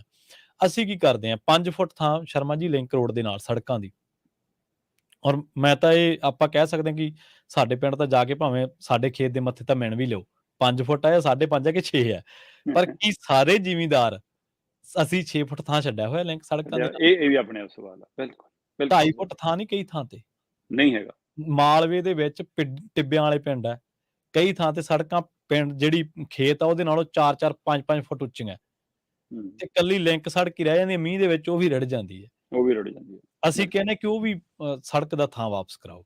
ਪਰ ਕੀ ਜਿਵੇਂ ਬੁਨਿਆਦੀ ਸਵਾਲ ਸ਼ਰਮਾ ਜੀ ਤੁਹਾਡੇ ਵਾਲਾ ਹੀ ਹੈ ਕਿ ਕੀ ਸਿਰਫ ਜੇਬ ਕੱਟ ਕੇ ਹੀ ਸਿਸਟਮ ਸਹੀ ਕੀਤਾ ਜਾ ਸਕਦਾ? ਹਾਂ, ਜਾਂ ਨਵੀਂ ਪਨੀਰੀ ਨੂੰ ਤਿਆਰ ਕਰਕੇ ਸਿਸਟਮ। ਬਿਲਕੁਲ, ਨਾਗਰਿਕ ਦੀ ਜ਼ਿੰਮੇਵਾਰੀ ਤੈਅ ਕਰੋ। ਅਸੀਂ ਮੰਨਦੇ ਹਾਂ, ਅਸੀਂ ਖੁਦ ਜ਼ਿੰਮੇਵਾਰ ਹੋਣੇ ਚਾਹੀਦੇ ਆ, ਪਰ ਸਰਕਾਰਾਂ ਦੀ ਜ਼ਿੰਮੇਵਾਰੀ ਕਿੱਥੇ ਹੈ? ਪਾਰਕਿੰਗ ਕਿਹਨੇ ਦੇਣੀ ਹੈ? ਪਾਰਕਿੰਗ ਵਾਸਤੇ ਥਾਂ ਕਿਹਨੇ ਲੈ ਕੇ ਦੇਣਾ ਹੈ? ਬਿਲਕੁਲ, ਹਾਂਜੀ, ਬਿਲਕੁਲ। ਬਹੁਤ ਧੰਨਵਾਦ ਸ਼ਰਮਾ ਜੀ ਇਹਨਾਂ ਖਾਸ ਬਹੁਤ ਖਬਰਾਂ ਦੀ ਖਾਸ ਜਾਣਕਾਰੀ ਸ਼ੁਕਰੀਆ। ਜੀ ਜੀ। ਸੋ ਆਪਣੇ ਨਾਲ ਜੁੜੇ ਸਨ ਦੀਪਕ ਸ਼ਰਮਾ ਚਨਾਰਥਲ ਜੀ, ਜਿਨ੍ਹਾਂ ਦੇ ਨਾਲ ਆਪਾਂ ਕਈ ਅਹਿਮ ਖਬਰਾਂ ਨੂੰ ਲੈ ਕੇ ਚਰਚਾ ਕੀਤੀ ਹੈ। ਵੇਲਾ ਹੋ ਚੱਲਿਆ ਤੁਹਾਡੇ ਤੋਂ ਇਜਾਜ਼ਤ ਲੈਣ ਦਾ। ਮੈਨੂੰ ਪ੍ਰਵੀਨ ਸ਼ਰਮਾ ਨੂੰ ਇੱਥੇ ਦਿਓ ਇਜਾਜ਼ਤ। ਸ਼ਬਦਾਂ ਦੀ ਭੁੱਲ ਚੁੱਕ ਕਰਿਓ ਮਾਫ। ਜੁੜੇ ਰਹੋ ਪੰਜਾਬੀ ਰੇਡੀਓ USA ਦੇ ਨਾਲ ਤੇ ਆਖਿਰ ਦੇ ਵਿੱਚ ਇੱਕ ਵਾਰ ਫਿਰ ਤੋਂ ਤੁਹਾਨੂੰ ਸਭ ਨੂੰ ਪਿਆਰ ਸਤਿਕਾਰ ਸਹਿਤ ਸਤਿ ਸ਼੍ਰੀ ਅਕਾਲ।